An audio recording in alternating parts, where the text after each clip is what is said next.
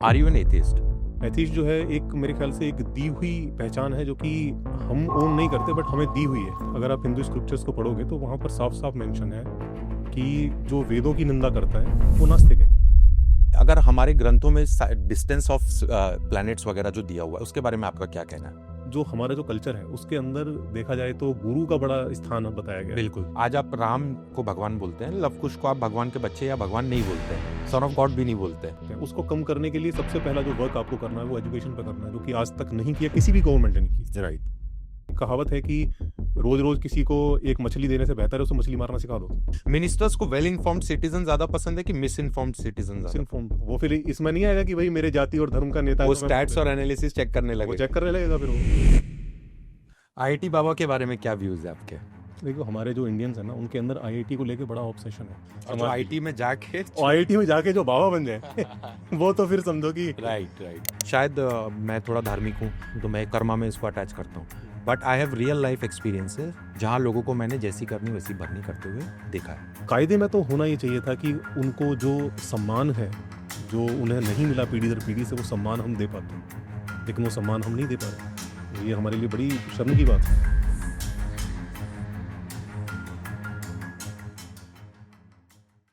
Hi everyone and welcome to the studio. Arpit, we are very happy कि आप आए from Delhi and I am really happy to have you in the studio क्योंकि I have seen a lot of your work. मैंने बहुत सारा आपने videos बनाए हैं and you have a very strong opinion on a lot of things. And I like people with strong opinions because I think आपका सही होना गलत होना बाद में, आपके पास ओपिनियन होना सबसे पहली चीज़ ज़रूरी है and I respect you for it. And मैंने आपका काफ़ी काम देखा है and as far as I can see आप you basically cover all the मतलब हर टेरिटरी को आप कवर करते हैं। You talk on spirituality, you talk on economics, you talk on science, you talk on like almost all genres अगर हम बोला जाए। So it's really good to have you क्योंकि मेरे मन में भी बहुत सारे क्यूरियस क्वेश्चंस है and it's really good to have you. Let's start with सबसे पहला चीज़ मुझे जानना था that I have noticed in your videos कि आर यू एन एथिस्ट? या आप कह सकते हैं। एक्चुअली मैं एथिस्ट कहना ना कई बार ऐसा हो जाता है कि लोग इसको सही से डिफाइन नहीं किया गया है। एथिस्ट जो है एक मेरे ख्याल से एक दी हुई पहचान है जो कि हम ओन नहीं करते बट हमें दी हुई है, क्योंकि हम उनके आइडिया को बाई नहीं करते। तो वो कहते हैं कि यू आर एथिस्ट, तुम हमारे आइडिया को बाई नहीं करते। ये मतलब एक तरह से दी हुई गाली है। तो I don't like to own it. मैं आपको बताता हूँ कि मैं क्या सोचता हूँ। अब उसमें वो कौन सी डेफिनेशन में फिट होता है वो मतलब लोग देखें और इसको कर लें। मेरा आइडिया ये है कि जो गॉड का जो आइडिया है, जो रिलीजियस कॉन्सेप्ट्स हैं, फिलोसफीज़ हैं, वो रैशनली जब मैं उन पर सोचता हूँ तो वो मुझे एक तो रैशनल नहीं लगते और उनका कोई एविडेंस नहीं है। ओके। तो मेरे पास उनको एक्सेप्ट करने की कोई वजह नहीं है। अगर कोई मुझे वो वजह दे सकता है तो मैं एक्सेप्ट करने को भी रेडी हूँ। Let's talk about Darwin theory. What आपका क्या कहना है डार्विन थियरी के बारे में? What do you think? Can you define the Darwin की थ्योरी जो है उसके बहुत सारे हमें एविडेंसेस मिलते हैं और ये पूरे एकेडमिया में है। मतलब थाउजेंड्स ऑफ रिसर्च हैं जो कि इस बात को साबित करती हैं कि एक्चुअल में जो एवोल्यूशन है वो हो रहा है, होता है, हुआ है पास्ट में भी और अभी भी हो रहा है। What have we evolved from chimpanzees? Not exactly chimpanzee. हम किससे इंसान बने हैं? एक्चुअली में जो चिंपैंजीज हैं और हम हैं, चिंपैंजी हमारा क्लोजेस्ट रिलेटिव है। अगर इन टर्म्स ऑफ देखा जाए तो उसका और हमारा, चिंपैंजी का और हमारा जो कॉमन एंसेस्टर है वो सबसे क्लोज बाय है बाकी सभी एनिमल्स के कंपैरिजन में। राइट। तो वहाँ से ब्रांचेज निकली हैं। एक ब्रांचेज इवॉल्व होते हुए चिंपैंजीज तक गई हैं और एक हम तक पहुँचा। और इस बीच में बहुत सारे अदर क्रीचर्स हैं, जैसे होमोसेपियन, हम अपने आप को होमोसेपियंस में कैटेगराइज करते हैं। तो उससे अगर हम पीछे जाएंगे तो और भी कई होमो स्पीशीज हैं जो कि हमारे जैसे ही ह्यूमंस हैं। मतलब हमारे जितने स्मार्ट नहीं, हमारे जैसे नहीं, बट उनको भी ह्यूमंस ही कह सकते हैं क्योंकि वो भी बहुत कुछ जो करते थे वो हमारे जैसा ही करते। एक्चुअली में दिक्कत क्या होती है कि लोग इस कॉन्सेप्ट को समझते नहीं है। अब जैसे थ्योरी ऑफ एवोल्यूशन है और सुनकर लोगों का जो मोस्टली जो कॉमन लोग हैं उनके दिमाग में बस इतना ही ख्याल आता है कि शायद कोई ऐसा प्रोसेस है नेचर में जिसकी वजह से कोई स्पीशी समहाउ किसी अदर स्पीशी में बदल जाती है। और मे बी पास्ट में हम चिंपैंजी थे और वो चिंपैंजी से समहाउ वी बिकेम ह्यूमन। लेकिन जबकि ऐसा नहीं है, ये प्रोसेस ऐसा है जो कि लगातार चलता है। इसके दो की पॉइंट्स हैं, अगर आप उन चीज़ को समझ जाओगे तो आपको समझ में आने लगेगा कि एवोल्यूशन रुक ही नहीं सकता। फर्स्ट की पॉइंट है कि वेरिएशन, जितने भी स्पीशीज हैं उनमें आपको वेरिएशन देखने को मिलता है। आप देखो कि हम ह्यूमंस के अंदर भी सेम पेरेंट्स के अगर 10 बच्चे होंगे, वो तो 10 के 10 एक जैसे नहीं होंगे, ऑल्दो दोनों का डीएनए सेम है। तो मतलब अगर एक माता पिता हैं, उनके जो 10 बच्चे हैं वो अलग अलग हैं, ठीक है Right. ना। वो एक तो वेरिएशन, ये पॉइंट आ गया। दूसरा है नेचुरल सिलेक्शन। ये वाला जो पॉइंट है, ये थोड़ा सा समझना मुश्किल हो जाता है लोगों के लिए। नेचुरल सिलेक्शन मतलब नेचुरल सिलेक्शन में होता क्या है कि नेचर में एक इन्वायरमेंट के अंदर एक कंपटीशन आप देखें कि हमेशा चलता रहता है, जंगल में या कहीं भी। मतलब एक लगातार आप अलग अलग इन्वायरमेंटल सिचुएशंस होती हैं, और जिसमें कुछ लोग ज़्यादा बेटर फिट होते हैं जबकि कुछ लोग बेटर फिट नहीं। तो उसमें होता क्या है कि बहुत सारे लिविंग ऑर्गेनिज्म पैदा होते हैं, हर समय लगातार पैदा होते रहते हैं, लेकिन उनमें सभी सर्वाइव नहीं कर पाते। उनमें से बहुत सारे जो है रिप्रोडक्शन की एज आने से पहले ही किसी न किसी वजह से मर जाते हैं।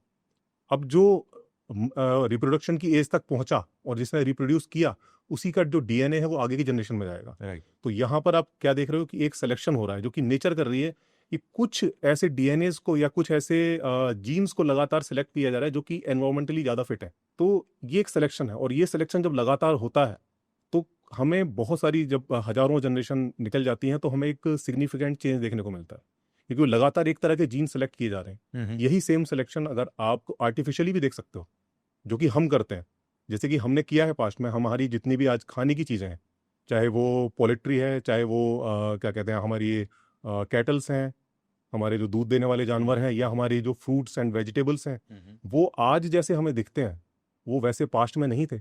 आज जैसा आप गेहूं खाते हो, आज जैसे आप चावल खाते हो, आज जितने अच्छे अच्छे तरह के फ्रूट्स आप खाते हो, जितने स्वादिष्ट होते हैं, जितना उनमें गूदा होता है, वो पहले नहीं होता था। When we talk about evolution, like ठीक है, आई रिस्पेक्ट डार्विन, बट बहुत सारी चीजों में then I find loops, because एक सीरियस ट्रांसफॉर्मेशन होता है जहां ह्यूमैनिटी क्रिएट होती है, people with intelligence. I wonder कि नेचर वापस वैसा कोई क्रिएशन क्यों नहीं कर रहा है? Like why is he not giving us another species that can talk and have a civilized society? I wonder कि डार्विन थ्योरी सिर्फ ऐसा ही सिलेक्टिव एक सिंगल स्पीशीज नहीं, एक सिंगल ह्यूमंस को ही क्यों इंटेलिजेंस उस टाइप का दिया कि they can, I'm not saying कि we are the only intelligent being, but why are we the only intelligent being who can think for themselves, have a society, have house and defend, and like why? Like Darwin theory किस का basis क्या है? Like is it a periodic thing that it happens one like a lightning and lightning never strikes twice? ये case है Darwin का? नहीं, ऐसा case नहीं है। अगर कोई चीज़ हो रही है, हम यहाँ तक पहुँचे हैं ना, उसके पीछे एक बहुत सारी कहानी है, बहुत सारी इंसिडेंट्स हैं जिन्होंने हमें यहाँ तक पहुँचाया है। राइट। और वो इंसिडेंट्स बाकियों के साथ नहीं है। बाकी जो जानवर हैं वो अपनी निचेज में परफेक्ट हैं। अगर वो एग्जिस्ट कर रहे हैं आज की डेट में भी, दैट मीन्स कि वो कहीं ना कहीं परफेक्ट हैं अपनी निचेज में। हमने एक अलग निचेज चुनी, हमने एक अलग निच चुनी, जो कि थी शायद इंटेलिजेंट, शायद एक सोशल स्ट्रक्चर, एक सोशल बिहेवियर, जो कि हमने चुना, और हम लगातार उसको डेवलप करते चले गए। इवन जो हम ओनली इंटेलिजेंस नहीं, आर यू हमारे सेइंग कि इंटेलिजेंस हमने प्रैक्टिस किया इसलिए हम इंटेलिजेंट होते थे? प्रैक्टिस हमने सोच कर नहीं किया कि हमें हम ये सेलेक्टर है, हमारे पास कोई ऑप्शन था। But why are we the only being, like ऐसे हम अकेले? हमारे साथ ऐसी सिचुएशंस हुई, जैसे जो हमारे जो पूर्वज थे, जब उन्होंने बाइपेडलिज्म शुरू किया, मतलब दो पैरों पर चलना उन्होंने शुरू किया, तो उससे क्या हुआ कि उनके हाथ फ्री हो गए। हाथ फ्री हो गए, और उसके बाद एक चीज उनके अंदर पहले से थे, वो अडॉप्ट कर रहे थे कि वो एक सोशल स्ट्रक्चर फॉलो कर में रहते थे, एक सोशल ग्रुप। बट ये सेंस ऑफ सोशल स्ट्रक्चर कहाँ से आया? ये जीन्स में होता है। अब बहुत सारे एनिमल्स में आप देख सकते हो, ओके, जैसे आप लाइक वुल्फ, वो लोग भी वुल्फ वगैरह में भी, family हाँ, रहते हैं। उनके अंदर भी होता है।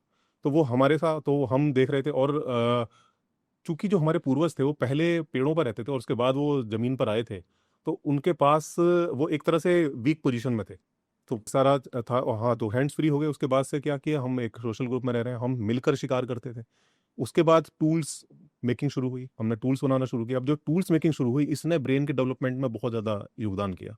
लाइक अगर आप आज से 50,000 ईयर्स पहले जाओ, तो हम वैसे नहीं दिखते थे जैसे हम आज दिखते हैं। इसमें जो बहुत बड़ा जो रोल है वो एनवायरनमेंट का है। हमारे जो पूर्वज थे, लगभग 50-60,000 ईयर्स पहले अफ्रीका से माइग्रेट होकर पूरी दुनिया में फैले। तो जब वो अफ्रीका में थे, उनकी स्किन ब्लैक थी, उनके बाल ब्लैक थे। अब वो अलग अलग उनकी जो ग्रुप्स जो है अलग अलग जगहों पर पहुंचे हैं। जैसे जो ग्रुप यूरोप में पहुंचा, आज उनके बाल सुनहरे हैं, आज उनकी स्किन गोरी है। एक और ग्रुप जो था, जो कि उधर चाइना और साइबेरिया वगैरह ऐसी जगहों पर गया, उनके जो नोज है वो एक अलग तरह की चपटी नोज है, जो कि हमें मैंगोलाइट में देखने को मिलती है। उनकी जो आइज़ है उसके नीचे यहाँ पर हमें फैट देखने को मिलता है, ताकि जो कि उन्हें ठंडी हवा से बचाता है। तो ये सारी चीज़ें एनवायरमेंटल जो चेंजेस हैं उनकी वजह से ये चीज़ें हमारे अंदर आ गई हैं। राइट। तो ये अभी भी चल रहा है और आगे भी जैसे जैसे एनवायरमेंट बदलता रहेगा हम बदलते रहेंगे। Okay, so do you believe कि पूरा वर्ल्ड फ्रॉम अफ्रीका ही ह्यूमैनिटी स्प्रेड हुआ है हर जगह? हाँ, then how do we get white people? White people हमने ऐसे आए क्योंकि जो अफ्रीका में जो ब्लैक कलर क्यों है लोगों का, उसका रीज़न ये है कि वो इक्वेटर के पास पड़ता है। वहाँ पर सन की जो रेज़ हैं वो काफ़ी स्ट्रेट पड़ती हैं और लगातार काफ़ी जो रेडिएशन है वहाँ पर पहुँचता है। अब जो हमारी स्किन में जो मेलानिन होता है, वो उस रेडिएशन को रोकने का काम करता है और हमें कैंसर होने से बचाता है। अगर वो मेलानिन कम होगा और वो लगातार हम उस हाई रेडिएशन वाली जगह में रहेंगे, तो चांसेस ज़्यादा हैं कि रेडिएशन हो जाए आपको, वो सॉरी कैंसर हो जाए आपको। अब एक और चीज़ है, जब ये माइग्रेट होकर यूरोप में पहुँचे हमारे पूर्वज, तब उन्हें एक डिफरेंट सिचुएशन का सामना करना पड़ा वहाँ पर। वहाँ पर जो सन की जो रेज़ हैं वो स्लैंटेड आती हैं, तो उसकी वजह से वो रेडिएशन उतना पहुँचता नहीं है वहाँ पर। ऐसी जगहों पर अगर आपकी स्किन ब्लैक है तो आपके अंदर विटामिन डी की कमी हो जाएगी।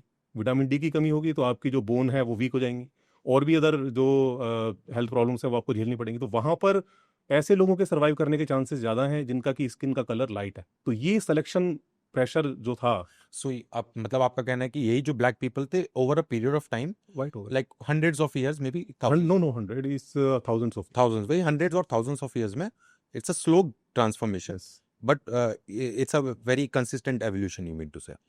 And what about the Asians, like हमारे जो मंगोल फेस है, हाँ, मंगोल फेस का मैं बता रहा था ना उसका कि साइंटिफिक उनका उनका ये है कि वो ज़्यादातर जो है उनका जो ठंडे इलाकों में रहते थे वो। तो ठंडे इलाकों में रहने की वजह से अगर जैसे आपकी नाक नोज़ अगर आपकी बड़ी है, नोज़ की ओपनिंग आपकी बड़ी है, तो ठंडी हवा आपके अंदर जाएगी और वो आपके आपकी ब्रीथिंग जो पूरी आपका पूरा सिस्टम है, उसको प्रॉब्लम करेगी। तो चपटी नाक जो होती है वो हवा को अंदर तक पहुँचने तक थोड़ा गर्म कर सकती है बेटर। इसी तरह जो आइज़ हैं उनकी, उसके अंदर जो ऊपर हुडी आइज़ हमें देखने को मिलती है। हुडी आइज़ में क्या होता है, ऊपर फैट होता है। वो फैट जो है ठंडी हवा से बचाता है। आपकी जो आइज़ है उसको जो उस आइज़ का जो पानी होता है उसको सूखने नहीं देता।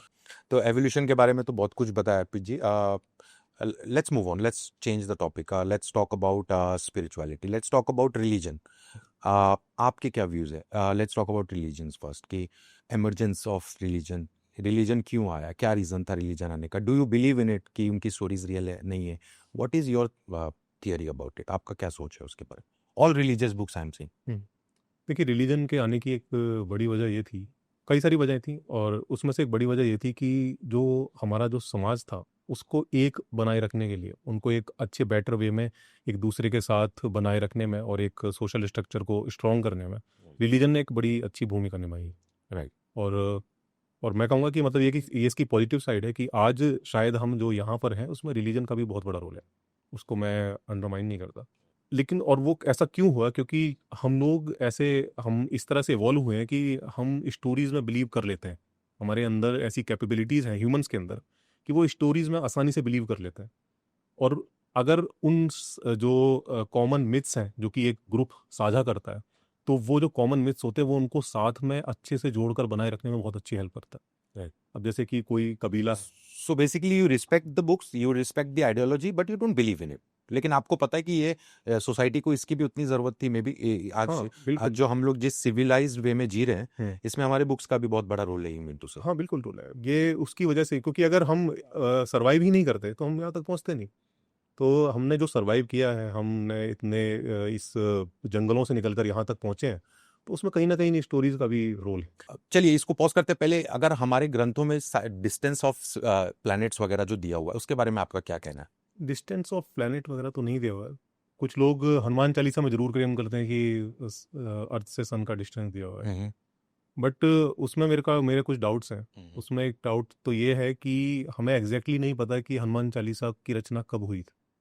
लोग इसको जोड़ते हैं तुलसीदास से कि तुलसीदास की रचना है, बट हमारे पास उसका कोई एविडेंस नहीं है। और ऐसा चलन रहा है हमारे यहाँ पर कि कोई भी जो पोएट होता था, वो अपनी रचना को फ़ेमस करने के लिए किसी फ़ेमस आदमी का नाम साथ में जोड़ देता था। ये चलन रहा है। तो मे बी इसको बाद में लेटर ऑन, जबकि हमने फाइंड आउट कर लिया था कि वो डिस्टेंस कितनी है, हमने बाद में रच दिया होगा। और नहीं, डिफिक तो ये बुक जो तुलसीदास की रामचरितमानस है या हनुमान चालीसा है, ये कौन से एज में आई है? नहीं, रामचरितमानस का तो एविडेंस है हमारे पास। ये रामचरितमानस जो है तुलसीदास की रचना, और ये 16th सेंचुरी के आसपास तुलसीदास थे, उस टाइम पर उन्होंने रचना लिखी थी। बट हनुमान चालीसा के बारे में हमारे पास ऐसा एविडेंस नहीं है। और दूसरी चीज ये है कि चलो लेकिन हम हनुमान चालीसा में तो उनका नाम भी लिया हाँ, हुआ है। नाम लेने से फर्क नहीं पड़ता। नाम तो आप देखो जितने भी पुराण है वो सारे के सारे उनको हम उनसे जोड़ देते हैं, क्या नाम आपका, वेद व्यास। हम्म। बट बहुत सारे पुराण ऐसे हैं जो कि अभी लिखे गए हैं 15 सेंचुरी में, 16 सेंचुरी में। राइट। तो वो वेद व्यास उस टाइम पे जिंदा थोड़ी थे। बट एटलीस्ट हमारे जो चार वेद है, ऋग्वेद, हम्म। अथर्ववेद, यजुर्वेद, हम्म। तो ये सब तो एटलीस्ट एंशियंट है ना। हाउ एंशियंट आर दे, ये हमारे वेदास। ये जो स्कॉलर्स हैं इनकी जो एज है, जो वेदास वगैरह है, इसको 1500 BC के आसपास का बताते हैं अगर स्कॉलर्स की माने। इसमें भी कई डिबेट्स हैं कि कुछ लोग इसको कहते हैं नहीं इतना भी पुराना नहीं है, ये तो आफ्टर AD में आता है ये। स्टडी वाइज सबसे oldest religion on the planet क्या कौन सी है according to the study? Old religion जो अगर कोई होगा ना, तो वो ट्राइबल कोई रिलीजन होगा। वो ऐसा इस तरह का जो ऑर्गेनाइज रिलीजन है, जैसे हिंदू हो गया, क्रिश्चियनिटी हो गई, इस्लाम हो गया, ये सारे न्यू रिलीजन है।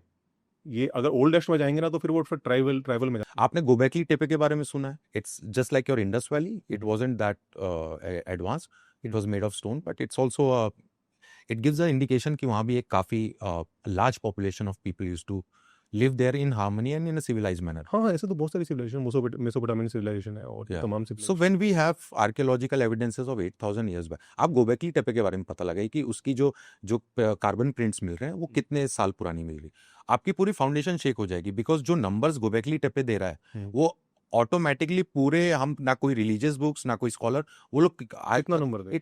I think I might be wrong, but I think Gobekli Tepe goes back 8,000 7,000 years back. तो क्या दिक्कत? It could be wrong, I could be wrong. नहीं, इसमें रॉन्ग होने वाली क्या बात है? तो भाई जो हमारी जो ह्यूमन सिविलाइजेशन है, जो कि हमने शहर बनाने शुरू करे, वो 10,000 BC के अराउंड हमने कर दिया शुरू। तो अगर वो 8,000 में हमें कोई ऐसी सिविलाइजेशन मिल जाती, 10,000 के आसपास हमने ये सब चालू सब कर शुरू दिया। कर दिया। So, मतलब कहाँ से हमने फर्स्ट सिविलाइजेशन कहाँ पे थी? उसमें भी मतलब डाउट है अलग अलग, बट बताते हैं कि मेसोपोटामिया के आसपास की जो सिविलाइजेशन, वहाँ से जो है सिटीज बनना वगैरह शुरू हुआ है। Okay, that is 10,000 BC. So फिर तो मतलब that makes sense to have Göbekli Tepe. That also states. And Hinduism में आप 1500 BC निकाले. Is it all like factual datas given? Please Indus Valley के बारे में whatever information you have, please share with us and the viewers. Indus valley का ये है कि अभी तक एक तो उसकी लैंग्वेज जो है वो पढ़ी नहीं जा सकी है, तो हमें नहीं पता कि वो लोग क्या फॉलो करते थे, क्या Okay, सोचते थे, sacred क्या। language. हाँ, वो तो सर अभी तक वो पढ़ी नहीं गई है। कुछ हमें उनके जो ड्राइंग्स वगैरह जो मिलती हैं, जो पत्थरों पर जो उन्होंने बनाई हुई हैं, Right. उससे भी कुछ ऐसा खास पता नहीं चलता है कि वो किस रिलीजन को फॉलो करते थे या क्या मानते थे वगैरह। तो ऐसी कुछ सील्स वगैरह हैं, ये सब हैं, तो यही पता चलता है। हाँ, ये है कि वो बहुत अच्छे प्लानर थे। सिटी जो उनके हैं वो बड़े वेल प्लान्ड, उसमें पूरे सीवेज की व्यवस्था है पूरी, जो Sanitation की है, bathrooms वगैरह भी बाथरूम्स है. वगैरह सारी Yeah, चीज़ें, yeah, sure. ये सब चीज़ें।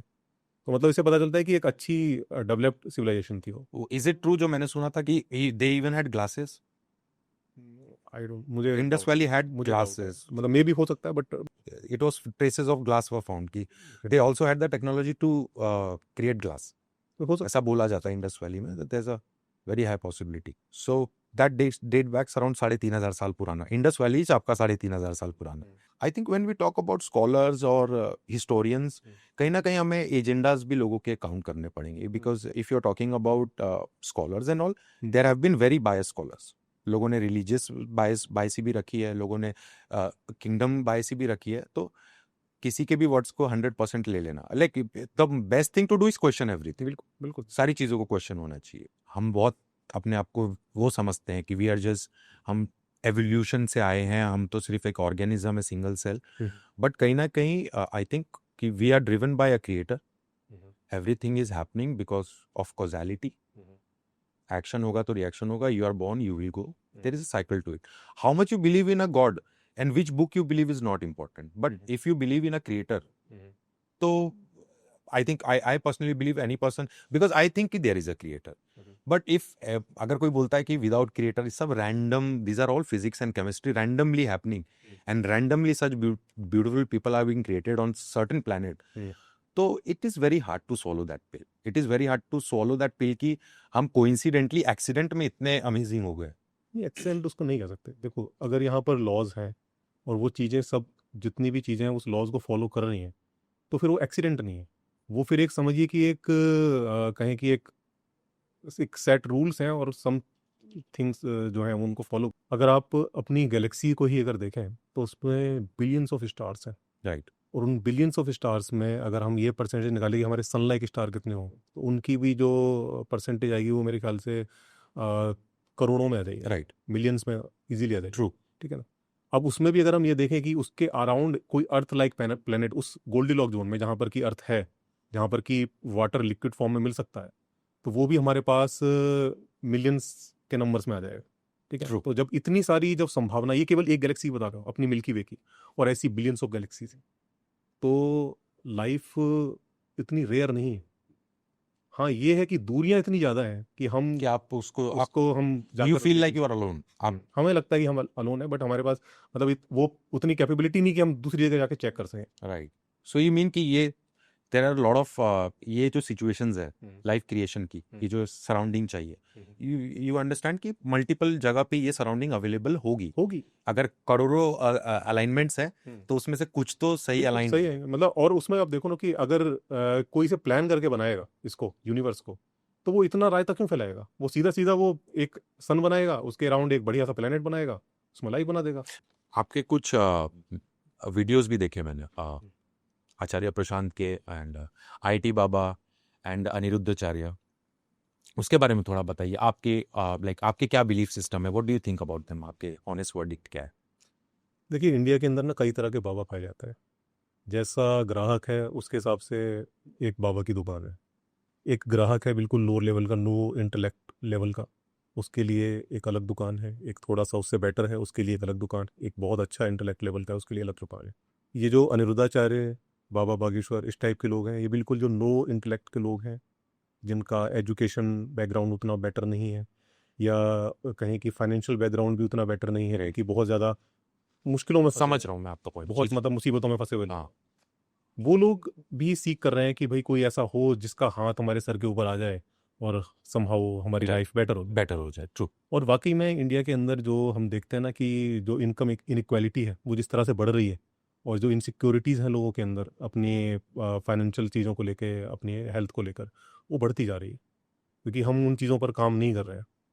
उसकी वजह से हो क्या रहा है कि अब सॉल्यूशन आज ढूंढने के लिए आदमी कहीं तो जाएगा, और वो कहाँ जाएगा जब उसको रैशनल किसी तरीके से उसको वो सॉल्यूशन मिल नहीं रहा, तो वो फिर इलॉजिकल चीज़ों की तरफ जाएगा। राइट। और फिर जो हमारा जो कल्चर है उसके अंदर देखा जाए तो गुरु का बड़ा स्थान बताया गया है बिल्कुल। कि गुरु के बिना तो आपका जीवन एकदम असफल है। हाँ, इसीलिए आप मतलब आज आप राम को भगवान बोलते हैं, लव कुश को आप भगवान के बच्चे या भगवान नहीं बोलते हैं, सन ऑफ गॉड भी नहीं बोलते हैं, बट आप हनुमान जी की पूजा करते हैं। आज अगर इंडिया में स्टैटिस्टिकली देखा जाए तो शायद राम मंदिर से ज्यादा हनुमान मंदिर है। तो हमारे यहाँ हमेशा से गुरु और शिष्य की ही रिलेशन को हाँ। एक स्ट्रॉन्ग माना गया है, ना कि फादर एंड सन की। तो उसी चीज का जो वो चीज चली आ रही लोगों के अंदर से, Right. जो उस चीज उसी कल्चर में पले बड़े हैं, बिल्कुल, जो कि बिल्कुल। उस चीज को एक्सेप्ट करते हैं कि हाँ ऐसा होता है, तो उसी चीज का फायदा उठाते हैं कुछ लोग, और खुद को गॉड मैन की तरह इस्टेब्लिश कर देते हैं। लेकिन कोई भी फील्ड रहे, कोई भी, आपको ऐसा नहीं लगता कि अगर कुछ अच्छे लोग उसमें काम कर रहे हैं तो कुछ बुरे लोग भी कैपिटलाइज करने आ जाते हैं? कोई भी फील्ड, अगर मैं कहता हूँ कि अगर धीरेन्द्र शास्त्री जो भी काम कर रहे हैं, तो चार लोग तो उस टाइप का काम उनसे प्रेरित होके स्कैम भी करते हैं। हमने देखा है, अभी महाकुंभ हुआ, हमने देखा महाकुंभ में बाबाओं ने नकली बाबाओं को मारा, क्योंकि उनका मारना इसलिए क्योंकि वो भी आक्रोश में है कि ये ढोंगियों के कारण हम बदनाम है। क्योंकि आप कोई भी रिलीजन में जाइए, जहाँ पे 10 अगर सही लोग हैं तो आपको वहाँ 15 फ्रॉड पीछे बाबा, नकली बाबा घूमते हुए मिल जाते हैं। तो ये भी तो हमें समझना पड़ेगा ना कि हम जिसको देख रहे हैं क्या वो क्रेडिबल है भी कि नहीं है, या हम उसे देख क्यों रहे। और धीरेन्द्र शास्त्री की, देखिए मैं कभी उनसे पर्सनली मिला नहीं हूँ, कुछ चीज़ें उनकी सुना है। मैं उनकी बातों को सच भी नहीं बोल सकता हूँ, झूठ भी नहीं बोल सकता हूँ, क्योंकि मेरे पास कोई उनका क्लाइंट भी नहीं है जो बोले कि मेरे साथ तो बाबा ने ये किया। लेकिन अगर वो सही भी हो, मान लेते हैं, तो कहीं ना कहीं 5 लोग उन्हीं के फायदा निकाल लेंगे। हमने ऐसे ऐसे लोगों को देखा है जो कि बहुत बड़े गुरु है, उनकी कोई इच्छा नहीं है, लेकिन उनके नीचे वालों को कैपिटलाइज करना है उस चीज को। तो पीआर टीम ही पैसे कमा ले रही है, बाबा तो पैसे नहीं ले रहा। तो ये तो सिस्टम है ना, जहाँ अच्छाई है वहाँ बुरे लोग अपना काम करने आ जाएंगे। नहीं, लेकिन आप कम से कम ये तो देखो ना कि मतलब वो क्या कर रहे हैं। वो जिस तरह के चीज़ें लोगों को, अब जैसे अनिरुद्धाचार्य के बहुत सारे ऐसे वीडियोस आप देखोगे जिसमें वो पूरी तरह से जो है कहें कि जो वुमेन्स हैं हमारी, उनको कह रहे हैं कि भाई तुम घर में रहो, तुम घर के काम करो, बाहर जॉब मत करो, इस तरह की बातें करें आज के युग में तो गलत है। गलत है। But what do you think is the hardest job for a woman? Hardest and सबसे one of the most complicated job क्या है? Job, I am taking saying job, और वो पर्सन टू पर्सन डिपेंड करता है। इट अभी has किसी to be, I personally believe कि अगर पता नहीं, if you are not on border और fighting for your country, being a housewife is the hardest job. I am married, I have a wife, I have a kid. तो when I got married, my wife wanted to do a job. She was like, कि हाँ क्या है, what will I do? घर पे बैठे, like good for nothing. Now if I'll go, like it's been 6 years that she doesn't want to do that anymore because she has been working as a housewife, और उसको ये चीज realise हो गई है कि इससे बड़ा जॉब कुछ नहीं हो सकता, because she was in a corporate field. उसने 4 साल जॉब किया before she got married to me, but now that she got into my house के सिस्टम में and started being responsible, having a kid, raising him right, सही चीज, सही nutrition. Like I have seen my wife literally cry for not getting sound sleep. Literally बच्चे नहीं सोने देते हमको. Like fathers, हमको कोई नहीं पूछता, बच्चे भी नहीं. They don't leave their mothers. They can't see their mother sleeping. They'll start crying. I've seen such hardship. और मुझे क्या लगता है कि it's high time that people understand कि आप घर पे बैठे हैं, जस्ट बिकॉज आपको कोई सैलरी नहीं दे रहा है डजंट मीन कि you are not worth it. I think अगर कोई हाउस वाइफ को सैलरी देने लगे तो the husbands will pay their wife the most. कोई कॉर्पोरेट कंपनी उतना पे नहीं करेगी जितना एक हाउस वाइफ को मतलब पे करना पड़ेगा। बिकॉज हमको क्या लगता है कि घर में सब्जी बना रही है, घर साफ कर रही है, बच्चा को परवरिश कर रही है। Try do it. I suggest all the female in the world जिन लोगों को ऐसा लगता है कि ये तो पीनट्स है, हमें तो कुछ बड़ा करना है, हाउस वाइफ तो छोटा काम है, I would suggest them to see, या फिर meet married women not girls, married women as in who have babies, जिनके बच्चे हो चुके हैं, हु हैव डन दैट। तो आपके उसी पॉइंट को मैं बस बोल रहा हूँ कि लोगों को ये भी परसेप्शन गलत है कि people want to do more, they just don't want to be inside the house. I think being inside the house is the सबसे डेंजरस, सबसे हार्ड जॉब। नहीं, मेरा पॉइंट ऑफ व्यू इस पर ये है कि ये चॉइस होनी चाहिए।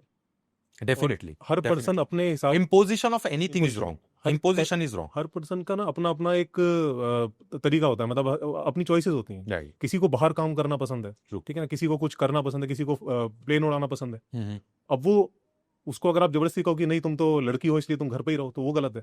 और इवन मेल्स में भी मैं कहता हूँ कि कुछ मेल्स ऐसे हो सकते हैं जो कि कहें कि भाई मेरे को घर संभालना पसंद है, But तो उनके ये चॉइस उनके पास भी होनी चाहिए। right. But अभी because I have a very big family, joint family, I have mamas and all, I have a lot of sisters. तो मुझे पता है कि I have मेरे कुछ लोग हैं जिनके घर में बेटे नहीं है, 2-2, 3-3, 4-4 बेटियां हैं। Everybody is happy because what generation बदल रहा है। Even the parents are realizing कि girls are getting independent, they are working, they are earning salaries. सबसे बड़ा प्रॉब्लम हमारा कल्चरल क्या था कि लड़कियां होती थी तो लोग सोचते थे कि अरे यार ये तो दहेज आ गया, ये लड़की आई यानी अब दहेज देना पड़ेगा, पैसे के भी इश्यूज थे। बट नाउ जो not in this country, all over the world, एक अभी मतलब एक जो टोटलिटेरियन चेंज आ रहा है वुमेन के लिए, वुमेन एम्पावरमेंट, वो इंडिया में भी आया है। एंड नाउ आज से मैंने जो अपने लाइफ में 20 साल पहले, 15 साल पहले देखा है कि लोग टेंशन में आ जाते थे कि बच्ची हो रही है। हम तो सुनते थे हरियाणा में कितने बच्चों को मार दिया जाता था कि लड़के नहीं हो रहे हैं तो लड़कियों को मार दिया जाए। आज people are happy. Like my elder brother has only one kid and she is a doctor and I am like do you want another one? He is like no, मेरे को ठीक है, I don't, nobody, like people are changing, lineage is not important. If they have a good daughter and people know कि if she'll study well, that so girls are getting independent, they are getting good salaries. तो धीरे धीरे क्या हो रहा है कि society is giving back, तो parents are also realizing it. So it will take time, maybe more 50 years, but I think in the next 50 years ये जो हमारी मेंटालिटी है ना, दहेज एंड लड़की का होना है, इसको तो पढ़ा के शादी कराना है, ये सब अब धीरे धीरे बहुत बहुत ज़्यादा चेंज हो रहा है। हाँ, बट नीचे लेवल पे नहीं हो रहा है। इफ यूल से कि नीचे के वर्ग में जो हमारी मेजोरिटी पॉपुलेशन है, that will take more time, because वहाँ पे तो अवेयरनेस लाने की बहुत सारी चीज़ों की अभी तो बहुत अवेयरनेस लाने की जरूरत है। अभी भी मैं देखता हूँ कि तो आप तो फ्रीबीज बांटने में बिजी हो, अवेयरनेस कहाँ ला रहे हो आप यानी गवर्नमेंट। आप तो जहाँ केजरीवाल ने वायरस चालू किया फ्रीबी का, तो अभी तो सारे स्टेट ने, एमपी, अभी हमारे महाराष्ट्र में भी लाडली बहन योजना। ये तो गलत है, ये तो फ्रीबीज तो आई डोंट सपोर्ट।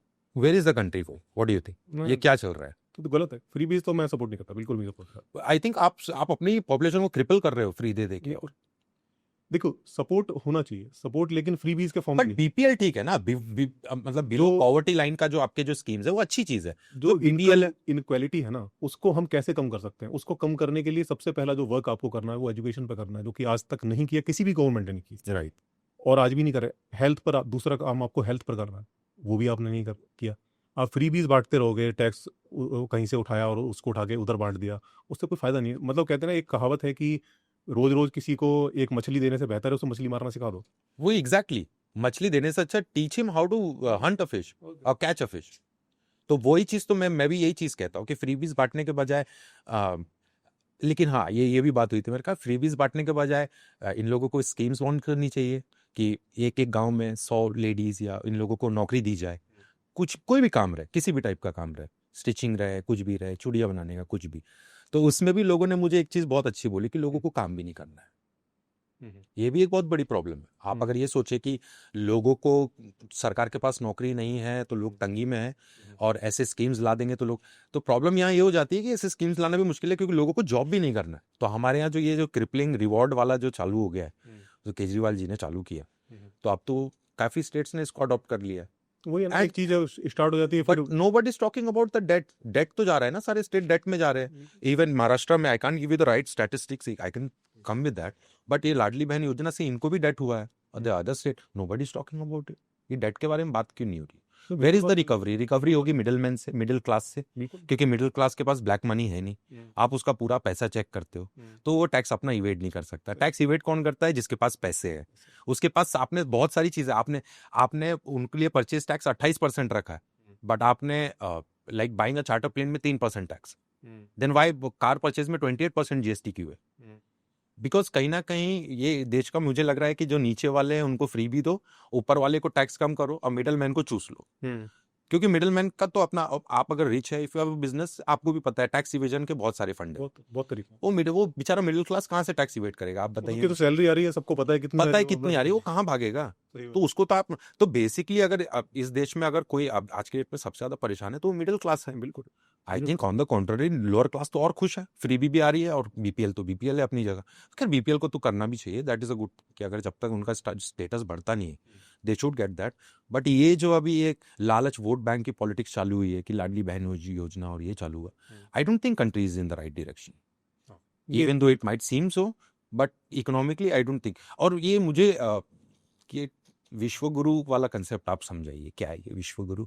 विश्व गुरु एक तरह की, मतलब कहें कि हमारे अंदर एक हीन भावना है। हमें ऐसा लगता है कि सब कितना आगे कर गए, अब हम क्या करें? हम कुछ, हमें ऐसा दिखता नहीं कि हमारी कोई ऐसी अचीवमेंट हो जो कि हम दुनिया को दिखा सकें कि भाई देखो हमने ये कर दिया। जो हम देखते हैं अपने आसपास जितनी चीज़ें, अगर आप नज़र दौड़ाओ इस कमरे में, वो पता चलेगा मोस्टली चीज़ें जो है वो किसी इंडियन इन्वेंट नहीं गई, कहीं बाहर किसी ने इन्वेंट की। वो जो जो हमारे अंदर जो भावना आती है ना, वो फिर हम बट वो उस चीज के लिए तो आपको जहाँ पे इन्वेंट हुआ वहाँ पे right circumstances, right resources, right available of facilities थी। नहीं तो अगर आप इंडियंस को देखा जाए तो आज तो अपने इंडियंस कई कंट्रीज में काफी अच्छे अच्छे पोस्ट पे। कर रहे हैं। लेकिन मैं कह रहा हूँ कि हम केवल उन मुट्ठी भर लोगों को देखकर हम ये कह दें कि भाई हम प्राउड हो जाते हैं। वेरी गुड, और हम बहुत प्राउड हो जाते हैं। वो प्राउड मत करो। आप ये देखो कि बहुत सारे जो लोग जो नहीं कर पा रहे, बहुत सारे लोग ऐसे हैं जो कि आज भी जो है स्कूलों से ड्रॉप आउट होने, उनको हम क्यों नहीं देख रहे? हम कम से कम उनको एजुकेट ही कर दें ढंग से। भाई वो आज यूएस की इकोनॉमी 29 ट्रिलियन है, चाइना की 18 point something, then comes I am not sure who is it, France और Britain. I think India is fourth with 3.2 या 3.4 ट्रिलियन समथिंग। तो हम लोग जो इतना खुश होते हैं कि हम वर्ल्ड के फोर्थ बिगेस्ट इकोनॉमी है, लाइक ये प्राइड कहाँ से? Because it's not working out, like I can't feel it, मुझे कहीं से क्योंकि लोगों को ये भी समझना पड़ेगा ना कि हम फोर्थ तो जरूर है, बट डिस्पैरिटी सेकंड नंबर और फोर्थ नंबर की इतनी बड़ी है कि second number is 6 time bigger economy than the fourth. लेकिन हम बिकॉज टॉप 5 में है तो हमने वो एक एजेंडा चालू कर दिया कि वी आर टॉप 5 इकोनॉमीज। नहीं, उसमें फिर आप ये भी देखो, पर कैपिटा देखो ना। जब आप Exactly. पर कैपिटा देखते हो तो आपको पता चलता है कि आप हकीकत में कहाँ पर हो। एग्जैक्टली हम कलेक्टिवली बात करते हैं। हाँ Right. भाई, आपने, क्योंकि जो आपकी इतनी जीडीपी आ रही है उसकी वजह ये है ना, आपकी पॉपुलेशन भी तो है ना। राइट लेकिन जब आप उस पॉपुलेशन से डिवाइड करते हो उस जीडीपी को, तब आपको पर कैपिटा मिलता है। राइट और पर कैपिटा में जब आपको पता चलता है तो पता चलता है कि आप तो बहुत पीछे हो। राइट। और एक और अभी इंफॉर्मेशन बहुत ज्यादा चल रही है, एक्सोडस ऑफ मिलियनेयर्स। हाँ एक्सोडस ऑफ मिलियनर्स, ये जो मिलियनर्स इंडिया छोड़ के जा रहे हैं जो स्टैट्स है, तो क्या ये आज ही छोड़ रहे हैं? ये तो हमेशा से छोड़ रहे हैं। ये सब वेरी कंटिन्यूस थिंग। इसके लिए अगर कोई बोले कि नहीं आज देश की इतनी हालत खराब है कि एक्सोडस आज, इट माइट हो सकता है कि बढ़ गया होगा। बढ़ गया। क्यों इंडिया छोड़ रहे हैं इतने लोग? India what is your view on छोड़ रहे हैं। देखिए एक तो सबसे बड़ा जो यहाँ का जो टैक्स स्ट्रक्चर है वो उनको परेशान कर रहा टैक्स स्ट्रक्चर? हाँ। टेल अस, थोड़ा सा व्यूअर्स को बताइए। है। टैक्स में देखिए ये है कि अगर आप अभी वैसे थोड़ा सा सुधार करा है, लेकिन अभी भी मतलब जो मिलीनियर्स हैं, जो अच्छा जो है पैसा है जिनके पास में, वो जब देखते हैं तो उनके पास में, जब जैसे दुबई में अगर आप चले जाओ, दुबई में आपको बहुत सारे ऐसे ऑप्शन मिल जाते हैं। जैसे कि अगर आप वहाँ पर अगर किसी फॉरेन मार्केट वगैरह में इन्वेस्ट करते हो तो उसमें जो है जो टैक्सेस हैं वो जीरो है।